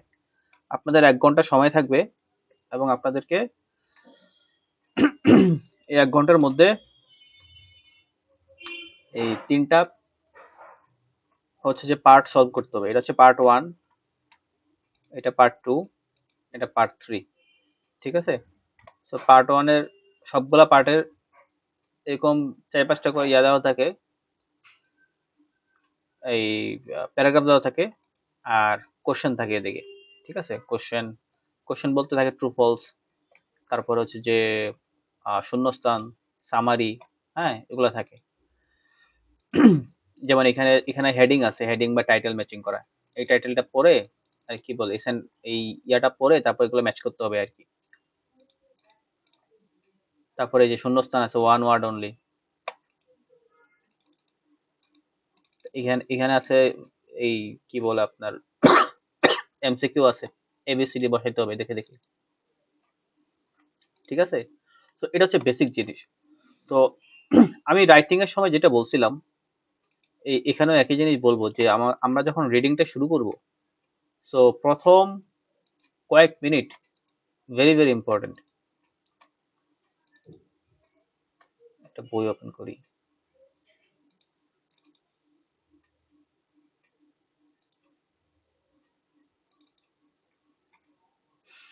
মহিবুল্লাহ, আপনি এখন পর্যন্ত writing test, sorry, reading test দিছেন কয়টা? ভাই কালকে একটা দিছিলাম। এটাই প্রথম? না ভাই আরো আগে দিছি, যে আপনাকে যেটা পাঠাইছি ওটা হলো যে কইরা কইরা পাঠাইছি, এর আগে কয়টা দেওয়া হয়েছে। মাহিম তো মনে জান নাই না রিডিং? না ভাইয়া। আচ্ছা, রিডিংটা আস্তে আস্তে শুরু করে দিতে হবে, হ্যাঁ, এবং শুরু করার পর আস্তে আস্তে গতি বাড়বে। তো ভাই বুঝছেন, রি- লিসেনিং করতে অত একটা খারাপ লাগে না। রিডিং এ যে সময় বসি ওই সময় মনে করেন প্যাসেজ পড়তে পড়তে পড়তে পড়তে প্রায় পাগল পাগল অবস্থায় যে এরকম লাগে, মনে হয় এই পাগল হয়ে গেলাম। রিডিংটা আসলে একটু কঠিন, হ্যাঁ। তো বিশেষ করে যাদের ইংলিশ পড়ার অভ্যাস কম, বা হচ্ছে শব্দার্থ কম জানে, ওদের জন্য কিন্তু রিডিংটা মোটামুটি বেশ চ্যালেঞ্জিং। তো কিন্তু রিডিং আবার সুযোগও আছে। আপনি যারা দেখবেন যে আইএলটিএস এ ভালো স্কোর পাইছে, এদের সবার reading a listening A score ভালো। রিডিং এ কিন্তু 40-40 পাওয়া সম্ভব, তাই না? রাইটিং এ কিন্তু এটা সম্ভব না। রাইটিং এ কখনো ফুল মার্ক দেয় না। 7 মানে বিরাট কিছু। আমি 7 এর উপরে মনে হয় খালি একজনকে দেখছি মনে হয় পাইতে, এছাড়া কাউরে পাইতে দেখিনি ইয়াতে, রাইটিং এ। আর স্পিকিং এ, মুঞ্জারিন যে হ্যাঁ, মুঞ্জারিন হচ্ছে 10 মিনিট স্কুলের। মঞ্জারিন আপুরটা আমি শুনছি 8 না 8.5 জানি পাইছে, হ্যাঁ, টোটাল আর কি। বাট আমি শুধু মুঞ্জারিন, রাইটিং এর কথা বলতেছি, শুধু না না রাইটিং ওইটা এ। বললাম ভাই। এই যে 8.5 যে পাইছে উনি কি ফ্রি স্কলারশিপ পাইছে টোটালি পুরা? এটা তো আমি জানি না আসলে যে উনি বিদেশ গেছে কি কি ভাই উনি স্কলারশিপ। 8 পেয়েছিল, 8.5 হ্যাঁ, 8 আর পেয়েছিল। আচ্ছা, মঞ্জুরিন আপু তো আর অক্সফোর্ডে পড়ছে, এটা জানি আর কি। হ্যাঁ হ্যাঁ, অক্সফোর্ড থেকে পড়ছে। অক্সফোর্ডে মাস্টার্স করছিল, ব্যাচেলর অন্য জায়গা থেকে করছে। হ্যাঁ, তো আমার বলার কারণ হচ্ছে যে মানে দেখবেন যে অনেকে 7-8 পায়, কিন্তু রাইটিং এ 8 পাওয়া বিরাট ব্যাপার। মানে আমি মাত্র এখন পর্যন্ত একজনের স্কোর দেখছি যে 8 পাইছে রাইটিং। একটা ওই যে মেয়ে সম্ভবত ওজন পোস্ট করছিল, আমার ধারণা ও ইংলিশ মিডিয়ামের মেয়ে হয়তো আর কিছু, বা ছোটবেলা থেকে হয়তো ব্যারিটারি ছিল, হইতে পারে এরকম। আমি ভাই আজ রাইটিং পর্যন্ত এ, 7 কারো কেউ দেখি নাই, বুঝছেন। হ্যাঁ, রাইটিং এ 7 পাওয়া খুব কঠিন। সরি, মানে 7 এর উপর পাওয়া কঠিন। তো আমি বাট 7.5 আজ বাকিগুলো, পর্যন্ত মনে হয় দুই একটা মনে হয় দেখছি, 8 কোনো সময় দেখি নাই। হ্যাঁ, আর হচ্ছে যে স্পিকিং এ মোটামুটি 7, 7.5, 8, অনেক 8 পায়, ঠিক আছে। তো কিন্তু সবচেয়ে সহজ দুইটা পার্ট, মানে সহজ বলতে এই যারা ইংলিশ পারে ওদের জন্য আহ কি বলে, নাম্বারগুলো নাম্বার সবচেয়ে ভালো ওঠানো যায় হচ্ছে লিসনিং এ, এন্ড হচ্ছে যে আপনার আর একটা কি, রিডিং এ। কিন্তু রাইটিং, স্পিকিং, কি বলে, এই দুটো সহজ না, মানে এটা টিচারের উপর ডিপেন্ড করে আর কি, তাই না? কিন্তু মানে লিসনিং ভাই are reading, listening are reading আমার হাতে আছে, এটা আমি নাম্বার কমাইতে পারবো বাড়াইতে পারবো। রাইট ওই রাইট, এই যে দুইটা আমি এটা, স্যারদের উপরে। হ্যাঁ, এই ভালো বোঝাই বলছি। তো এই হচ্ছে বিষয় আর কি। তো যাই হোক, এখন আমরা যারা একটু ধরেন একটু ভোকাবুলারি কম, আমাদের জন্য একটু টাফ হয়ে যায়। তো এই হচ্ছে বিষয় আর কি। তো দেখেন এখন, এটা হচ্ছে কেমব্রিজ কত, 19 এর একটা রিডিং এর পার্ট। তো রিডিংটা যখন শুরু করবেন, হ্যাঁ, হচ্ছে যে আচ্ছা, এটা কত পৃষ্ঠা? 16-17, হ্যাঁ। সো আপনারা পার্ট 1 থেকে শুরু করবেন। এটা হচ্ছে একটু, সাধারণত 1টা একটু সহজ হয়, তাই না? 2টা একটু কঠিন হয়, 3 সবচেয়ে বেশি কঠিন হয়। তো আমি আমার নিজের বেলায় উল্টাটা করতাম আর কি, 3 থেকে শুরু করতাম, 3-2-1, আগে লাস্টেরটা করতাম, তারপরে 2 নম্বর, তারপরে 1 নম্বরটা। তো আমার সাইকোলজি ছিল যে আমি যদি আগে কঠিনটা করে ফেলতে পারি, তাহলে কি হবে, লাস্টে চাপের মধ্যে সহজটা করা যাবে। তো আমার ক্ষেত্রে এটা কাজে দিছিল, আমি টেস্ট করে দেখছি যেভাবে করলে বেটার হয়। বাট যদি 8 বা 9 এরকম টার্গেট না থাকে, এখন আমার গোল ছিল যে রিডিং এ আমাকে 40 করতে হবে, ঠিক আছে। তো আমি রিডিং এ আমি 1 ঘন্টা আমার আগে শেষ করছি, শেষ করে রিভিশনে দিছি। আমি ভাবছিলাম যে আমি 40-40 পাবো। সামহাও কয়েকটা ভুলে গেছে, যার কারণে আমার 8 আসছে আর কি। সো 9 মিস হয়ে গেছে ইয়াতে রিডিং এ। তো এখন যদি 8 বা 9 টার্গেট থাকে তাহলে হিসাবটা একরকম। আর যদি ধরেন যে 6 বা 7 টার্গেট থাকে তাহলে আমি মনে করি যে একটু সেফ স্ট্র্যাটেজি যাওয়া ভালো। যে আপনার 40টা দাগানোর কোন দরকার নাই। মানে 40টাই হইতে হবে এরকম কোনো গোল দরকার নাই। আপনি পার্ট 1 দিয়ে শুরু করলেন। ঠিক আছে? পার্ট 1 এবং পার্ট 2 এই দুইটা মিলে কত 14 28টা কোশ্চেন থাকে। তাই না? সো আপনি 28টার মধ্যে যদি 26টা ঠিক করতে পারেন আর পার্ট 3 এর মধ্যে অল্প কিছু করলেও কিন্তু 30 এর উপর চলে আসে। তার মানে এখানে কিন্তু 7 চলে আসতেছে। ঠিক আছে? একটু চেষ্টা করলে 7 তোলা ইজিলি পসিবল হবে। তো রিডিং এর ক্ষেত্রে মহিবুল্লাহ আপনি আমাকে বলেন যে আপনি রিডিং করেন কিভাবে? মানে শুরুতে কি করেন?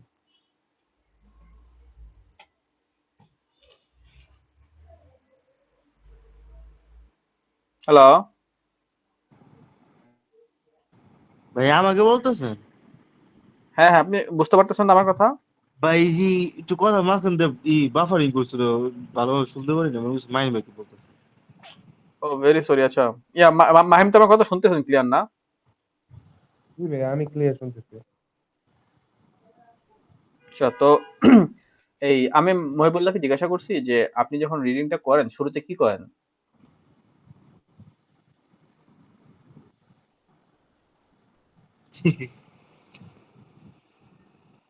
শোনা যাচ্ছে না?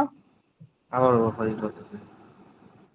এই মাহিম আপনি কি আমার কথা জি শুনতেছেন? ভাই, এখন শুনতে পারতেছি। মাহিম বলেন তো আমি লাস্টে কি বলছি? তাকে তো শোনা যায় না ভাইয়া।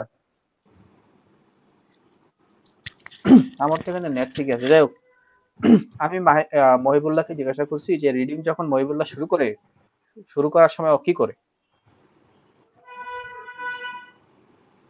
আগে ভাই আমি প্রশ্ন পড়ি, প্রশ্ন পড়ে দেখি এই যে, তারপর প্যাসেজ পড়ি। কিন্তু লিস্ট অফ হিডিং আর ইসের বেলায় হলো আপনার যে এন্ডিং, এন্ডিং এর একটা আছে না, ওই দুটার বেলা ভাই আগে আগে প্যাসেজ পড়ি, পরে হলো উত্তর মিলাই। আচ্ছা ঠিক আছে। আপনার স্ট্র্যাটেজি অর্ধেক ঠিক আছে। আহ, প্রথমত আগে প্রশ্ন করতে হবে। ঠিক আছে? এটা অবশ্যই প্রশ্ন আহ, পড়তে হবে। ঠিক আছে? প্রশ্ন জি পড়তে ভাই। হবে এবং প্রশ্ন দাগাইতে হবে।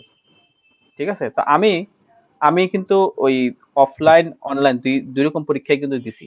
মানে কি বলে আইডিপির মক টেস্ট দিছিলাম ইয়াতে, কি বলে আইডিপি ব্রিটিশ কাউন্সিলের মক টেস্ট দিছিলাম হচ্ছে পেপারে, তারপরে আর অনলাইনেও পরীক্ষা দিছি। তো আমার দুইটার এক্সপিরিয়েন্স আছে। তো আমি আমারটা একটু দেখাই আপনাকে। ধরেন যে এই আমি শুরু করলাম। স্ক্রিনটা দেখা যায় মাহিম? জি জি ভাইয়া। ভাই, দেখা যায়। সো এইখানে হচ্ছে বাম পাশে কি আছে? The impact of climate change on butterflies in Britain. তো আমি যেটা শুরু করি জাস্ট এই হেডলাইনটা দেখে তারপর শুরু করে দিই। এখান থেকে আমি পড়া শুরু করি, বুঝছেন? এই যে কোশ্চেন গুলা আমি কিন্তু প্যাসেজ কিছু পড়ি নাই, জাস্ট হেডলাইনটা দেখছি আর কি। তো আমি এখানে আমাকে বলছে কি ট্রু ফলস দাগাইতে। তো আমি এখান থেকে পড়ি আর দাগাই যে 40 years ago there was a fewer butterflies in Britain than present. তারপরে caterpillars are eaten by number of different predators. Uh, Phenology is a term used to describe a creature's ability to alter the location of a life cycle event. Some species of butterfly have a reduced lifespan due to spring temperature increase. There is a clear reason for adaptations that butterflies are making to climate. The data used to used in the study was taken from the work of a amateur butterfly watchers. ঠিক আছে? এভাবে হচ্ছে পুরোটা দাগাই। তারপর এখানে শূন্যস্থান আছে। One word only. এই জায়গাটা দাগ দিতে হবে কারণ অনেক সময় ওয়ার্ড টু ওয়ার্ড থাকে। দ্য স্মল ব্লু এটা একটা পাখির নাম, সরি ইয়ার নাম, ওই যে বাটারফ্লাইয়ের নাম। Lives in large, first appears in the start of, এই ফার্স্ট অ্যাপিয়ার হচ্ছে কোথায়, তারপরে the high blown fertility consider to be more species caterpillars blue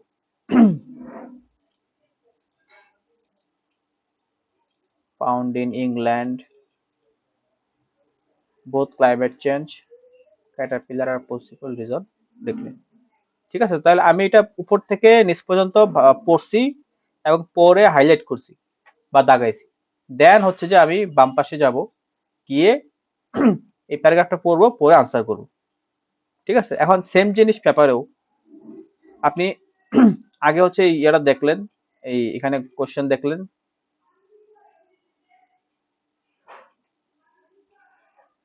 so কোশ্চেনটা আপনি আগে পড়ে এটাতে দেখো what is- ভাইয়া রিডিং পার্টে কি মানে শুধু ফিলিং দ্য গ্যাপস এরকম কিছু আসবো, না ট্রু ফলস সবকিছু মিলে? রিডিং এ আপনাকে ট্রু ফলস দেয়, তারপর হচ্ছে যে শূন্যস্থান দেয়, হ্যাঁ, তারপরে সামারি দেয়। সামারি বলতে ওই ছোট ছোট লেখা দিয়ে সামারি আর কি। তারপরে আপনাকে হেডিং বলতে দেয়, মানে ধরেন একটা প্যারাগ্রাফ, ঠিক আছে? তো এই এটা একটা প্যারাগ্রাফ, বলবে যে এটার হেডিং কি হতে পারে। তারপরে আপনার দেয় হচ্ছে যে এমসিকিউ দেয়, ট্রু ফলস দেয়, এরকম কোশ্চেন দেয় আর কি। আচ্ছা, সো আগে কি করব আমরা, এই কোশ্চেনে যাব, গিয়ে ধুপধাপ দাগাবো। এটা বেশি বড় হয়ে গেছে।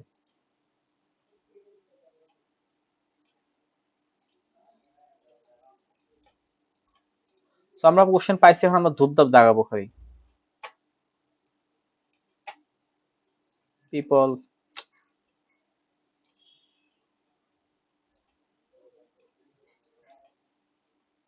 Andy Murray to was top tennis player 2016, change of Andy Murray, racket,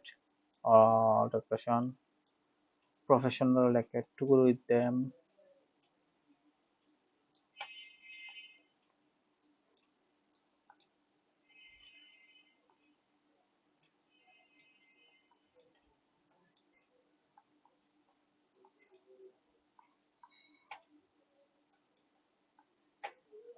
so এইভাবে দাগাইছি। ভাই মেন দাগামু কোন জিনিস? Very good question.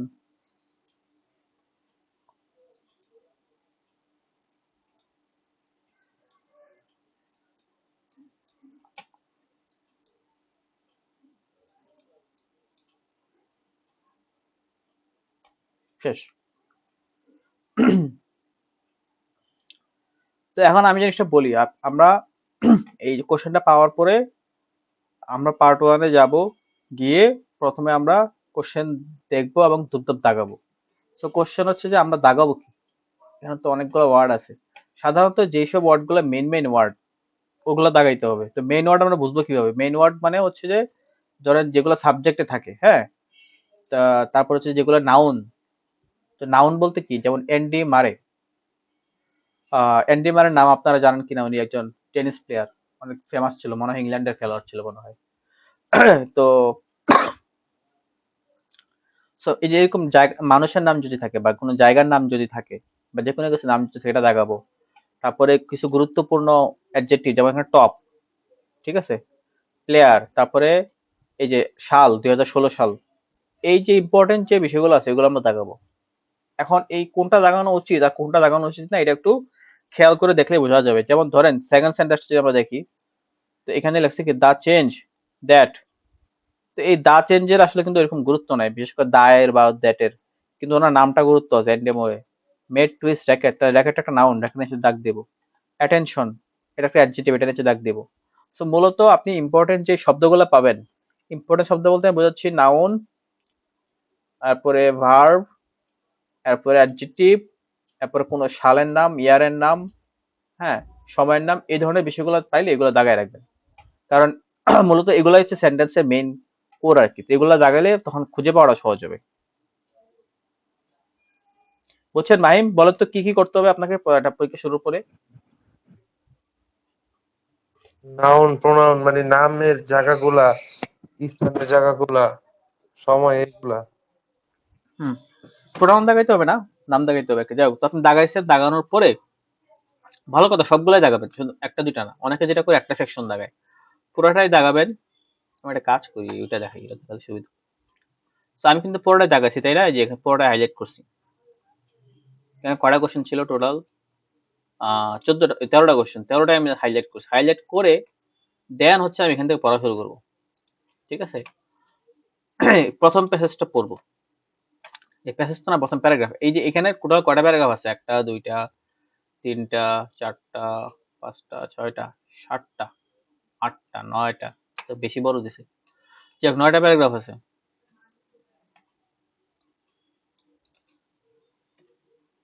এখন এই প্রথম এই প্যারাগ্রাফটা পড়বো, পড়ার সময় এখানেও দাগাবো।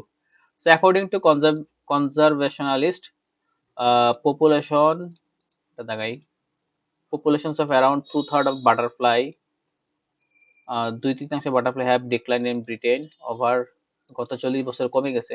If this trend continues, it might have unpredictable knock-off effects on the other species in the ecosystem.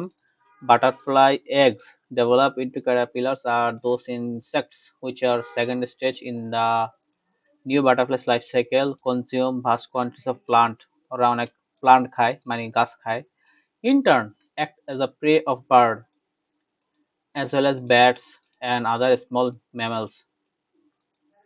Only by arming themselves with the understanding of why butterfly numbers are down can conservationists hope to halt some of this reverse decline. So তাইলে প্রথম প্যারাগ্রাফটা পড়ছি, আমি পড়াটা পড়ছি, পড়ার সময় দাগাইছি। So তারপরে আমি যেটা করব, আমি এই যে ট্রু ফলসে চলে যাব, প্রথম যে কোশ্চেনটা আছে, ঠিক আছে? সো দেখেন, প্রথম কোশ্চেনটা কি? 40 years ago there were fewer butterflies in Britain than at present, অর্থাৎ বর্তমানে এট প্রেজেন্ট ইয়াতে ব্রিটেনে যত সংখ্যক বাটারফ্লাই আছে, বাটারফ্লাই মানে কি মাহিম? বাটারফ্লাইজ মানে প্রজাপতি। Very good. তো বর্তমানে ব্রিটেনে যত প্রজাপতি আছে 40 বছর আগে আরো কম ছিল। তো এটা হচ্ছে এখানে বলতেছে। কিন্তু এখানে আমরা কি দেখতেছি দেখেন, according to conservationalist, population of around two-thirds of butterfly species have declined in Britain over the 40 over the last 40 years, ঠিক আছে? তো এখানে কিন্তু প্যাসেজে বলছে কি যে আহ, গত 40 বছরে 2/3 বাটারফ্লাই কমে গেছে, হুম। ঠিক আছে? অর্থাৎ আগে যদি 60টা থাকতো, এখন 20টা আছে, এরকম আর কি। তাহলে এটা কি তাহলে ফলস না? এখানে বলছে যে আগে কম ছিল এখন বেশি, False, false, হ্যাঁ।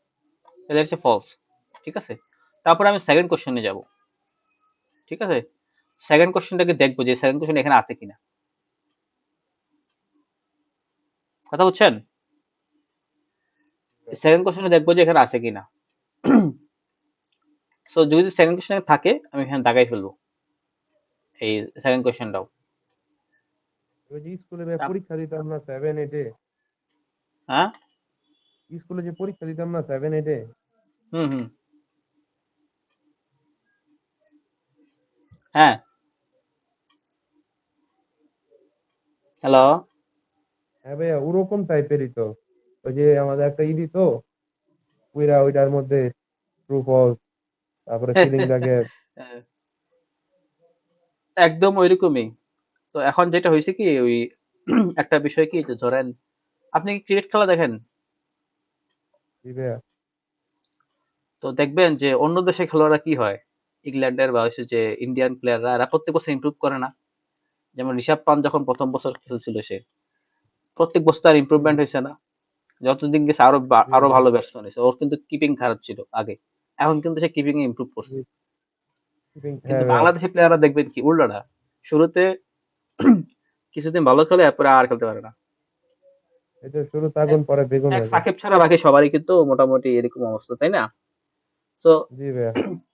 আমাদের পড়ালেখার অবস্থা হয়েছে এরকমই। আমরা কি করি যে ওই আহ প্রথম দিকে ভালো করি, তারপরে দিন দিন জিনিসটা কমতে থাকে খালি। কারণ আমরা যে লুজ ভাইয়া, লুজ দিই তো। তো এটার কারণটা হচ্ছে আপনার, আমাদের মানে কেন ইন্ডিয়ান প্লেয়ার ইমপ্রুভ করে, ওরা যেটা করে যে ওরা যে দুর্বলতাগুলো আছে এগুলো নিয়ে কাজ করে সবসময়, হুম হুম। সবসময় পরিশ্রমের মধ্যে থাকে। হ্যাঁ, আম, কিন্তু আমাদের প্লেয়াররা ওই 1-2 বছর খেলে যখন অনেক টাকা পয়সা পায়, তখন আর খেলতে ইচ্ছা করে না ভালো মতো, মানে পরিশ্রম করতে ইচ্ছা করে না। ব্যাপারটা এটাই, নাহলে ইমপ্রুভ না 25 করার তো লাখ কোনো কারণ নাই। এই ভাইয়া, 25 লাখ টাকা বেতন পায়, 22 লাখ টাকা বেতন পায়, আর কি লাগে? সেটাই তো। কিন্তু ইন্ডিয়ান প্লেয়ার, এই যে বিরাট কোহলি যে বয়স হয়েছে, হ্যাঁ, বাট এখনো সে কি পরিমাণ পরিশ্রম করে। রেকর্ডের চিন্তা করে খালি ভাইয়া, নতুন একটা রেকর্ড করবো।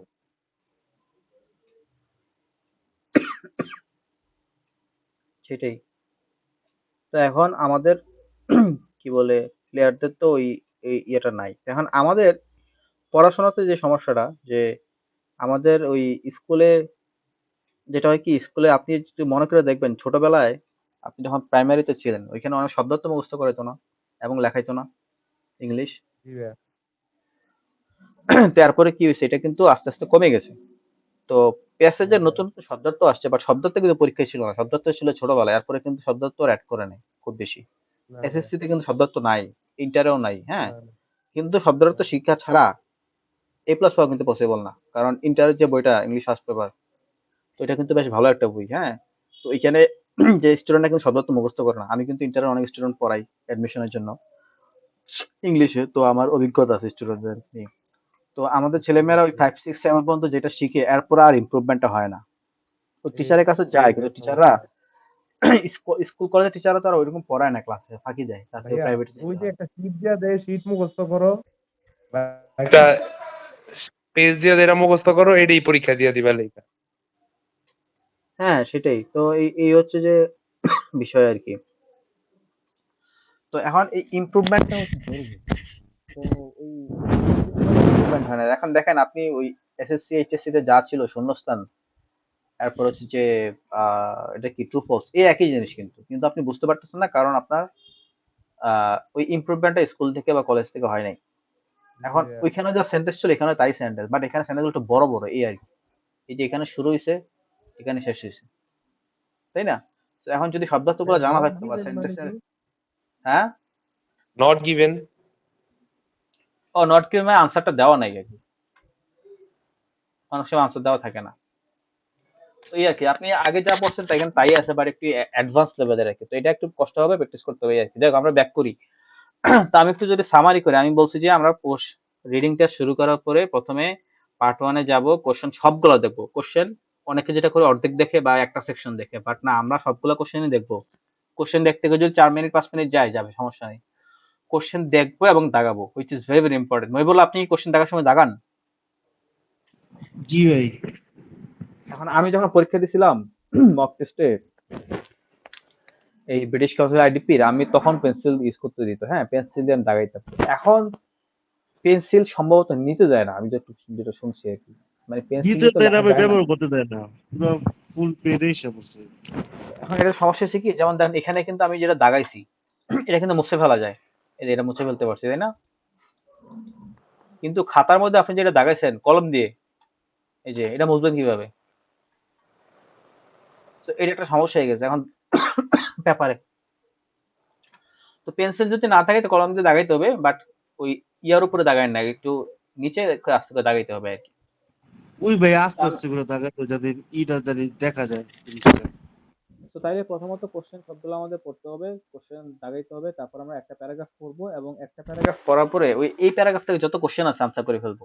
তো আমরা দেখছি প্রথমটা ছিল যে ফলস পাইছি, তারপরে দ্বিতীয়টা বলছে প্রবলেম ভাই ক্যাটারপিলার্স। আরেকটাও আছে, জেল কে? পেন দিয়ে কিন্তু লিখতে দেয়। জেল পেন দিয়ে দাগালে মনে করেন প্রশ্ন তো আবার ইয়ে থাকবে না।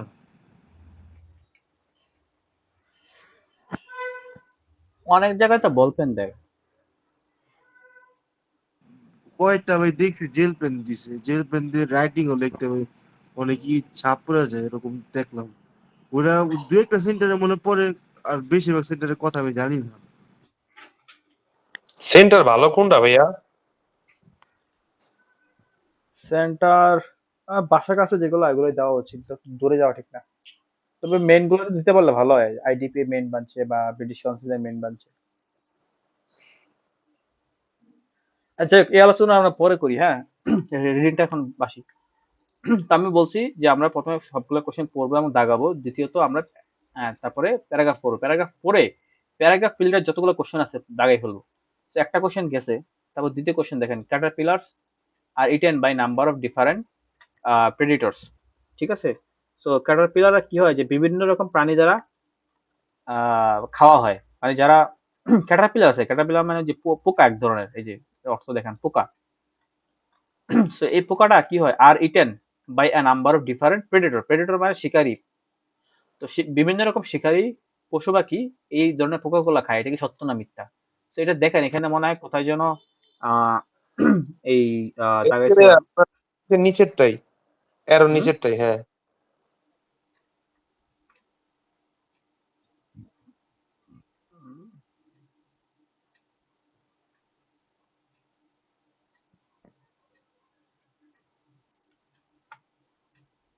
ও পাইছি যে butterfly eggs develop into caterpillar are these insects which are second stage if in a new butterflies life cycle. এতটুকু তো বলছে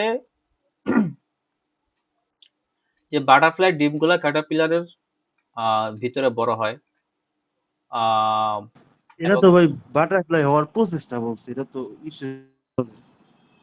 এতটুকু তো অর্ধেক সেন্টেন্স আরো তো আছে consume vast quantities of plant material এরা অনেক প্লান্ট ম্যাটেরিয়াল খায় and in turn act as a prey of bird as well as bats and other small mammals. তাহলে খেয়াল করেন এই এখানে কিন্তু তাইলে আহ, যেটা বলছে ক্যাটারপিলাররা কোত্থেকে আসে বাটারফ্লাই এর থেকে এন্ড এরা বাটারফ্লাইয়ের লাইফ সাইকেল একটা গুরুত্বপূর্ণ পার্ট এবং এরা বিভিন্ন রকম খায় প্লান্ট মানে কি ওই যে উদ্ভিদ কিন্তু এদেরকে কারা খায় মানে এই যে যারা ক্যাটারপিলার পোকা এই পোকাটাকে কারা খায় এই যে দেখেন এই এদেরকে পাত পাখিরা খায় খায় ওটা, সবুজ পাতা। আমি আবার বলি ক্যাটারপিলাররা দেখেন ক্যাটারপিলার ক্যাটারপিলার খায় কি খায় হচ্ছে প্লান্ট প্লান্ট মানে উদ্ভিদ কিন্তু in turn act as a prey এদেরকে কারা খায় ক্যাটারপিলার থেকে কারা খায় এই যে বার্ডরা খায় তারপরে ব্যাট ব্যাট মানে হচ্ছে যে ওই যে এটা কি জানি বলে বাদুড় তারপরে বাদুড়। স্মল ম্যামল মানে স্তন্যপায়ী ছোট ছোট প্রাণী আছে না যেমন যে বিড়াল কথার কথা তো এরা সবাই কি করে ক্যাটারপিলারকে খায় সো তাইলে এটা কি সত্য কিনা যে caterpillars are eaten by number of different predators এটা কিন্তু তাহলে সত্য ট্রু। আমাদের হ্যাঁ সো তাহলে আমরা দুইটা কোশ্চেন দাগাই ফেলছি এখন 3 নম্বর কোশ্চেনে আছে হচ্ছে কি phenology is a term use to describe creatures ability to alter the location of life cycle এখানে কিন্তু ফেনোলজি নিয়ে কিছু মনে ছিল না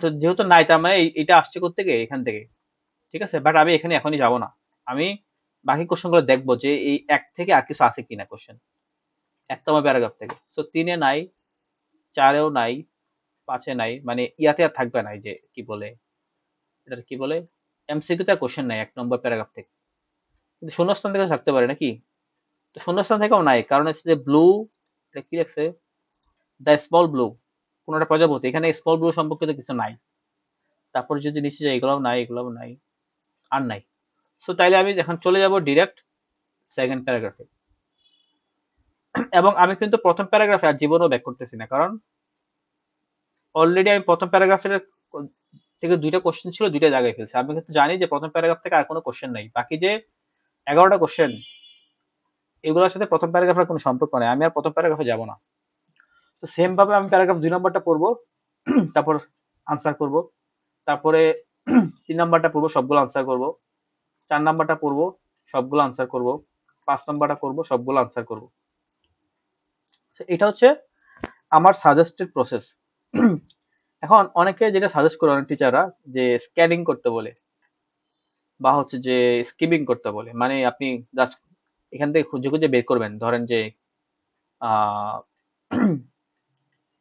এই যে প্রেডিটর বা হচ্ছে ক্যাটারপিলার এই শব্দগুলো খুঁজে খুঁজে বের করতে বলে ঠিক আছে এখন খুঁজে খুঁজে বের করতে গেলে মোটামুটি অনেক সময়ের বিষয় তো আমি এই জন্য বলছি কি যে আমরা যেটা করবো আমার প্যারাগ্রাফ গুলো ভালো মতো পড়বো ভালো মতো পড়লে কি হবে যে প্যারাগ্রাফটাতে কি লেখছে এটা বোঝাটা সহজ হবে এবং তখন যত রকম কোশ্চেন থাকবে এগুলো আনসার করা সহজ হবে বিশেষ করে আপনার যেগুলোতে আছে এই যে ধরেন এই যে 2 নম্বর পার্টটা দেখেন এখানে কিন্তু হেডলাইন আছে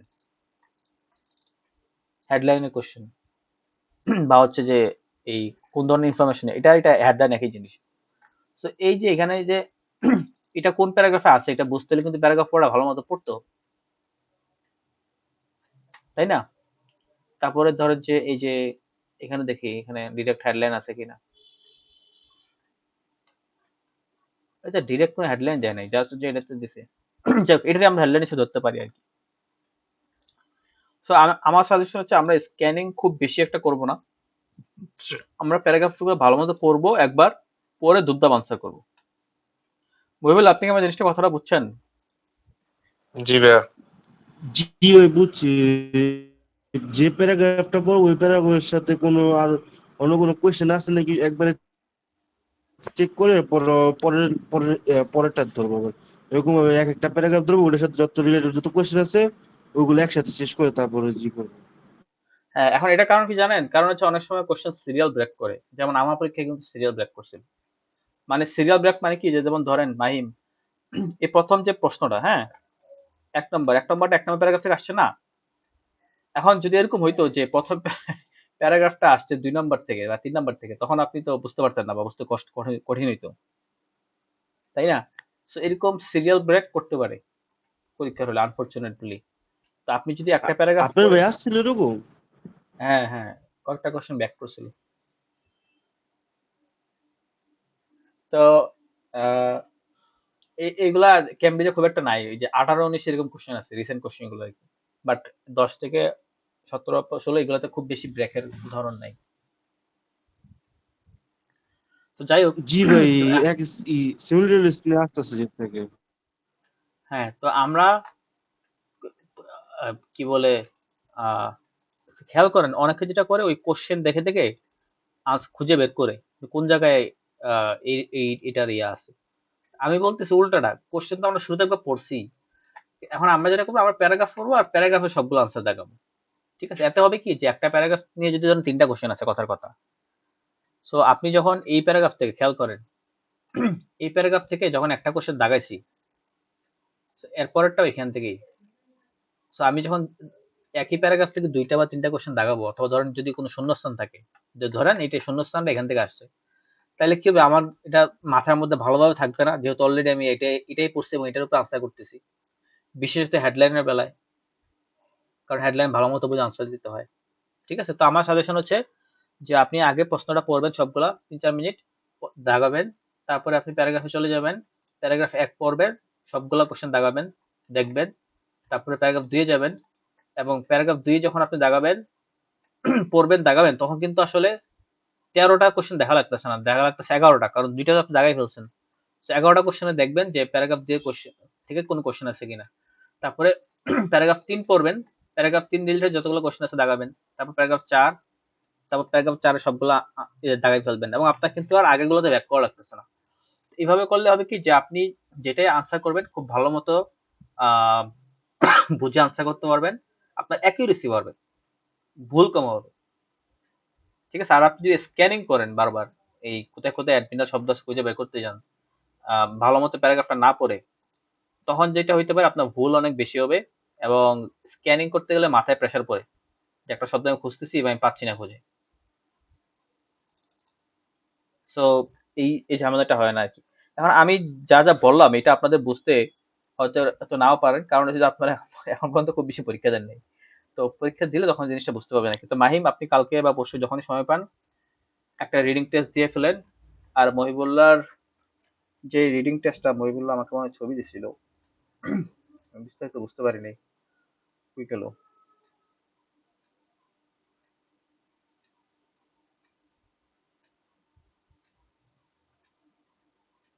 ভাইয়া, আপনারা কি বেড়ে গেছিলেন নাকি? না ভাইয়া, ওই যে নেটটা ধাপ করে যে ওয়াইফাই চালু হয়ে গেছে তো নে- সমস্যা নেই। হ্যালো ভাইয়া। আচ্ছা, কি মহিবুল্লাহ বললেন ভাই হচ্ছে, আমার তো? আমি বলছি যে রিডিং নিয়ে আমি যে সাজেশন গুলো দিলাম, প্রাথমিক সাজেশন, তো এটা হয়তো অত ভালো আপনি নাও বুঝতে পারেন, কারণ হচ্ছে আপনি এখনো পরীক্ষা দেন নাই, তাই তো? বা দুজনকে বলতেছি পরীক্ষা দেন নাই, বা দিলেও একটা দুইটা বেশি দেন নাই। তো এখন থেকে জি ভাই। আহ, আস্তে আস্তে রিডিং টেস্ট দেওয়া অভ্যাস করতে হবে, হ্যাঁ। তো কালকে একটা দিয়েন, তারপর আস্তে আস্তে এভাবে বাড়তে থাকবেন রিডিং এ। ভাইয়া, তো রিডিং আর মহিবুল, লিসেনিংটা তো ভাইয়া দিতে পারো, রাইটিং নিয়ে আমার একটু সমস্যা, এটা হয়তো ঠিক হয়ে যাবে ওটা। রাইটিং এ তো আপনাকে লিখতে হবে, এটা তো কোনো আর কোনো ওষুধ নাই। না লেখলে ইমপ্রুভ হবে কিভাবে? আমি গ্রামারটা বোঝাই দিচ্ছি, আপনি যত বোঝাবো আপনার জন্য আরো ইজি হবে। কিন্তু আপনাকে নিজে থেকে তো লিখতে হবে, লেখার অভ্যাস করতে হবে, এটা অভ্যাসের বিষয়। আচ্ছা, মহিবুল্লাহ হচ্ছে যে আচ্ছা এই 2-3 বারের মতো করেছি।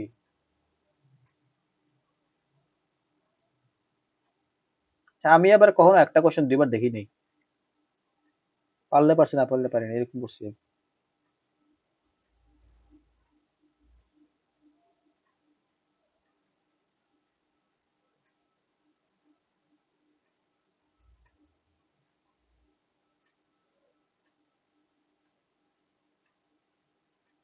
সে মহিবুল্লাহ, ওইটাতে ঢোকা যায় না?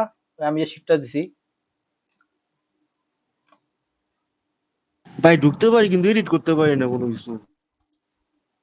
আচ্ছা, আপনি আমাকে ফোনে স্ক্রিনশট দেখায়েন, হ্যাঁ আমি এটা ঠিক করে দেবো। খাতায় জিনিসটা বোঝা যায় না ভালো মতো, অ্যানালাইসিস করতে সমস্যা। কারণ এটা সময়ের সাথে সাথে অ্যানালাইসিসটা আ- করতে হবে, কি আচ্ছা বলে, ভাই। তবে। আচ্ছা, আজকে মোটামুটি ভাই আমাদের আপনি টাইম একটু শেষ। আমি এডিট করে দেখান তো একটু কিভাবে কিভাবে করতে হইব। আহ,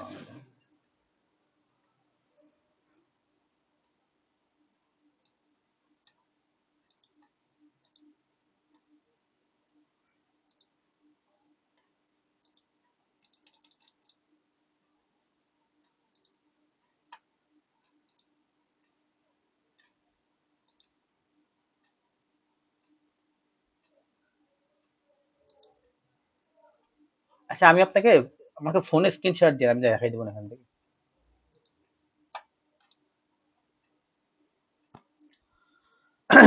তা আমি একটা কাজ করি, আমি হচ্ছে যে ওই আজকে যেগুলো সেন্টেন্স বড় করে দেখাইছি, হ্যাঁ এগুলো একটা হোমওয়ার্ক দিয়ে দেবো না আমি, ওটা কইরেন আর বাকি টেস্ট গুলো করতে থাকেন আর কি। ভাই হিসাব ওটা গ্রুপে দিয়ে দিন। আচ্ছা ভাই আচ্ছা, কোন ঠিক কোন আছে। সেন্টেন্স জানি দিবেন লিখতে হবে বাড়ায় বাড়ায়।